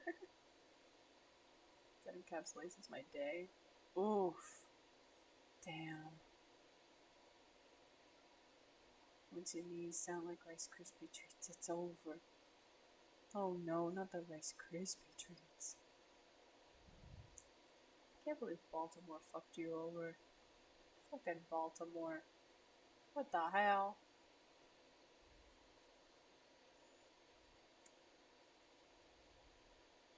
Hey, that's good. That's good. Baltimore twice? Ah, that sucks. How dare. How dare. At least you're home now and you are eating tacos. That is always good. What we doing? We're kind of just talking. We finished all of the endings of With Her in the Sky, and one of them, you're not home. You're just eating dinner at work.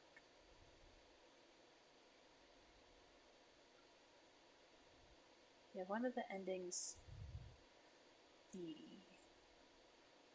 Sphinx ate her out of love. The other one, they killed Amunet and put her head on the mantle. And then the ending that you've seen, where she turns into a bird and she flies away. Tragic YURI, for real. Tragic YURI. And now we're kind of just talking. Because I don't really have anything else planned for tonight. I was kind of just... I did not see that ending. I saw zero ending. Yeah. The VOD will be interesting. I do know we have a clip. Is somewhere. What was that even called? I can't even scroll up that far. I'll have to look later.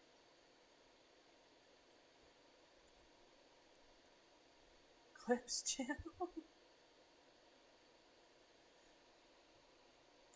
I have one. I don't use it. The VOD will be interesting though. We do get all of the endings in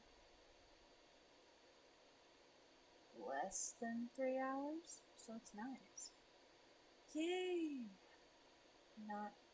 Oh, they're in the Discord. It's weird having people use the Discord, I'm not gonna lie.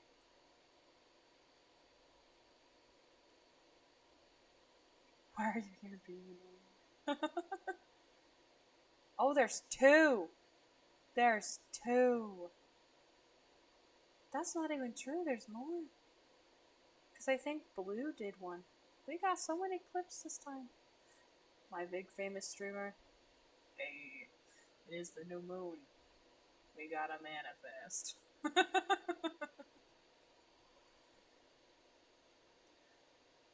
Teach us booba speedrun.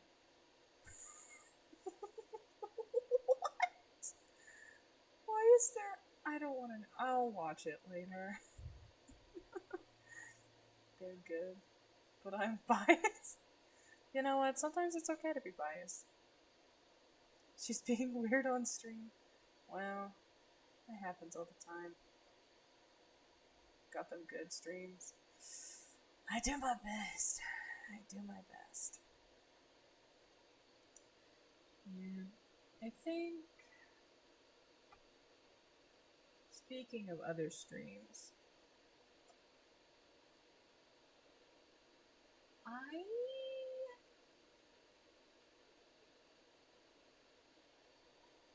may Thursday or Friday. If I have nothing going on, we can do a stream. We'll probably start...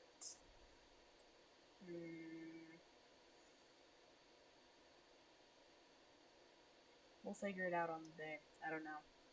But probably Thursday or Friday. Because Tuesday, I'm busy.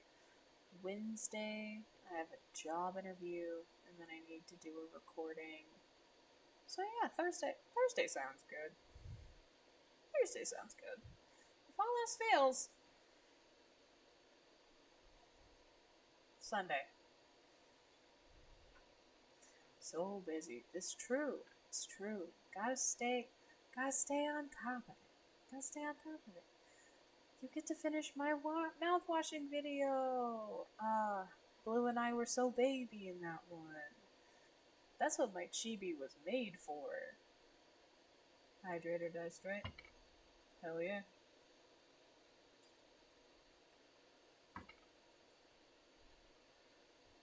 All things considered, I did like that video. Editing it took so long.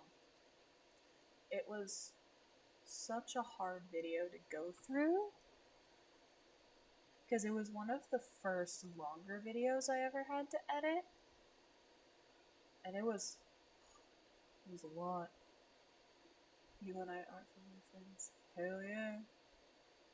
You have 100 emails to send. God damn. Why do you have so many? Oh wait, no, you're sending out the code for the Ryland plushies. How many have you sent today? Because I know you were sending them earlier. Well, if we all stop being so busy, then I would have nothing to do. 600? That's so many. That's so many emails. That's more than the days in a year. The ideal player would never get out. That's true. It would never happen. It would never happen.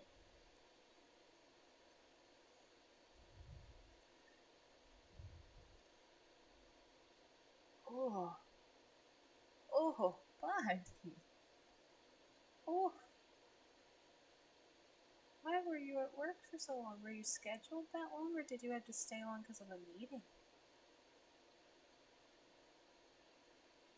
Dude, the heat wave is killer. This heat wave is awful. The heat's been getting so bad that, like, the power has been going out more, so I'm kind of surprised that the power has been safe for, like, 3-ish hours.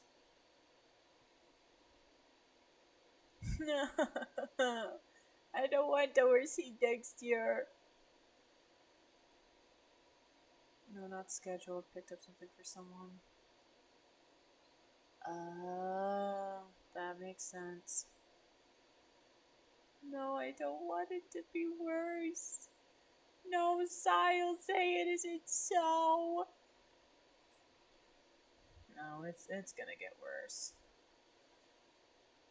And winter is gonna be really wet and really cold this year, which I'm not exactly hyped for.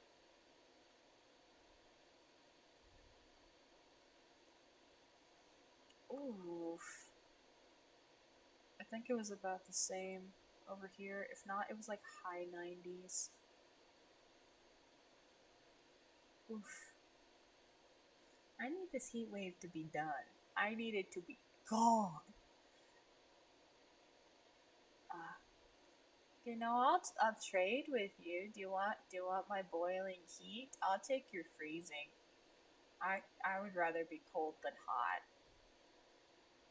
My brain stops working in the heat.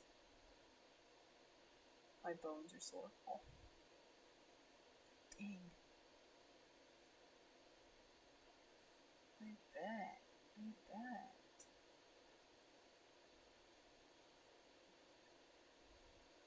Not your old bones. No. It's hotter than Satan's ass crack in the desert on the sun. I think you added an extra S in desert.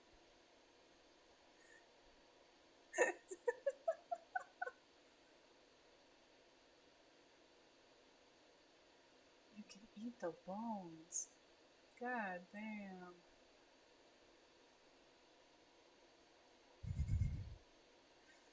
But for real, it is that hot.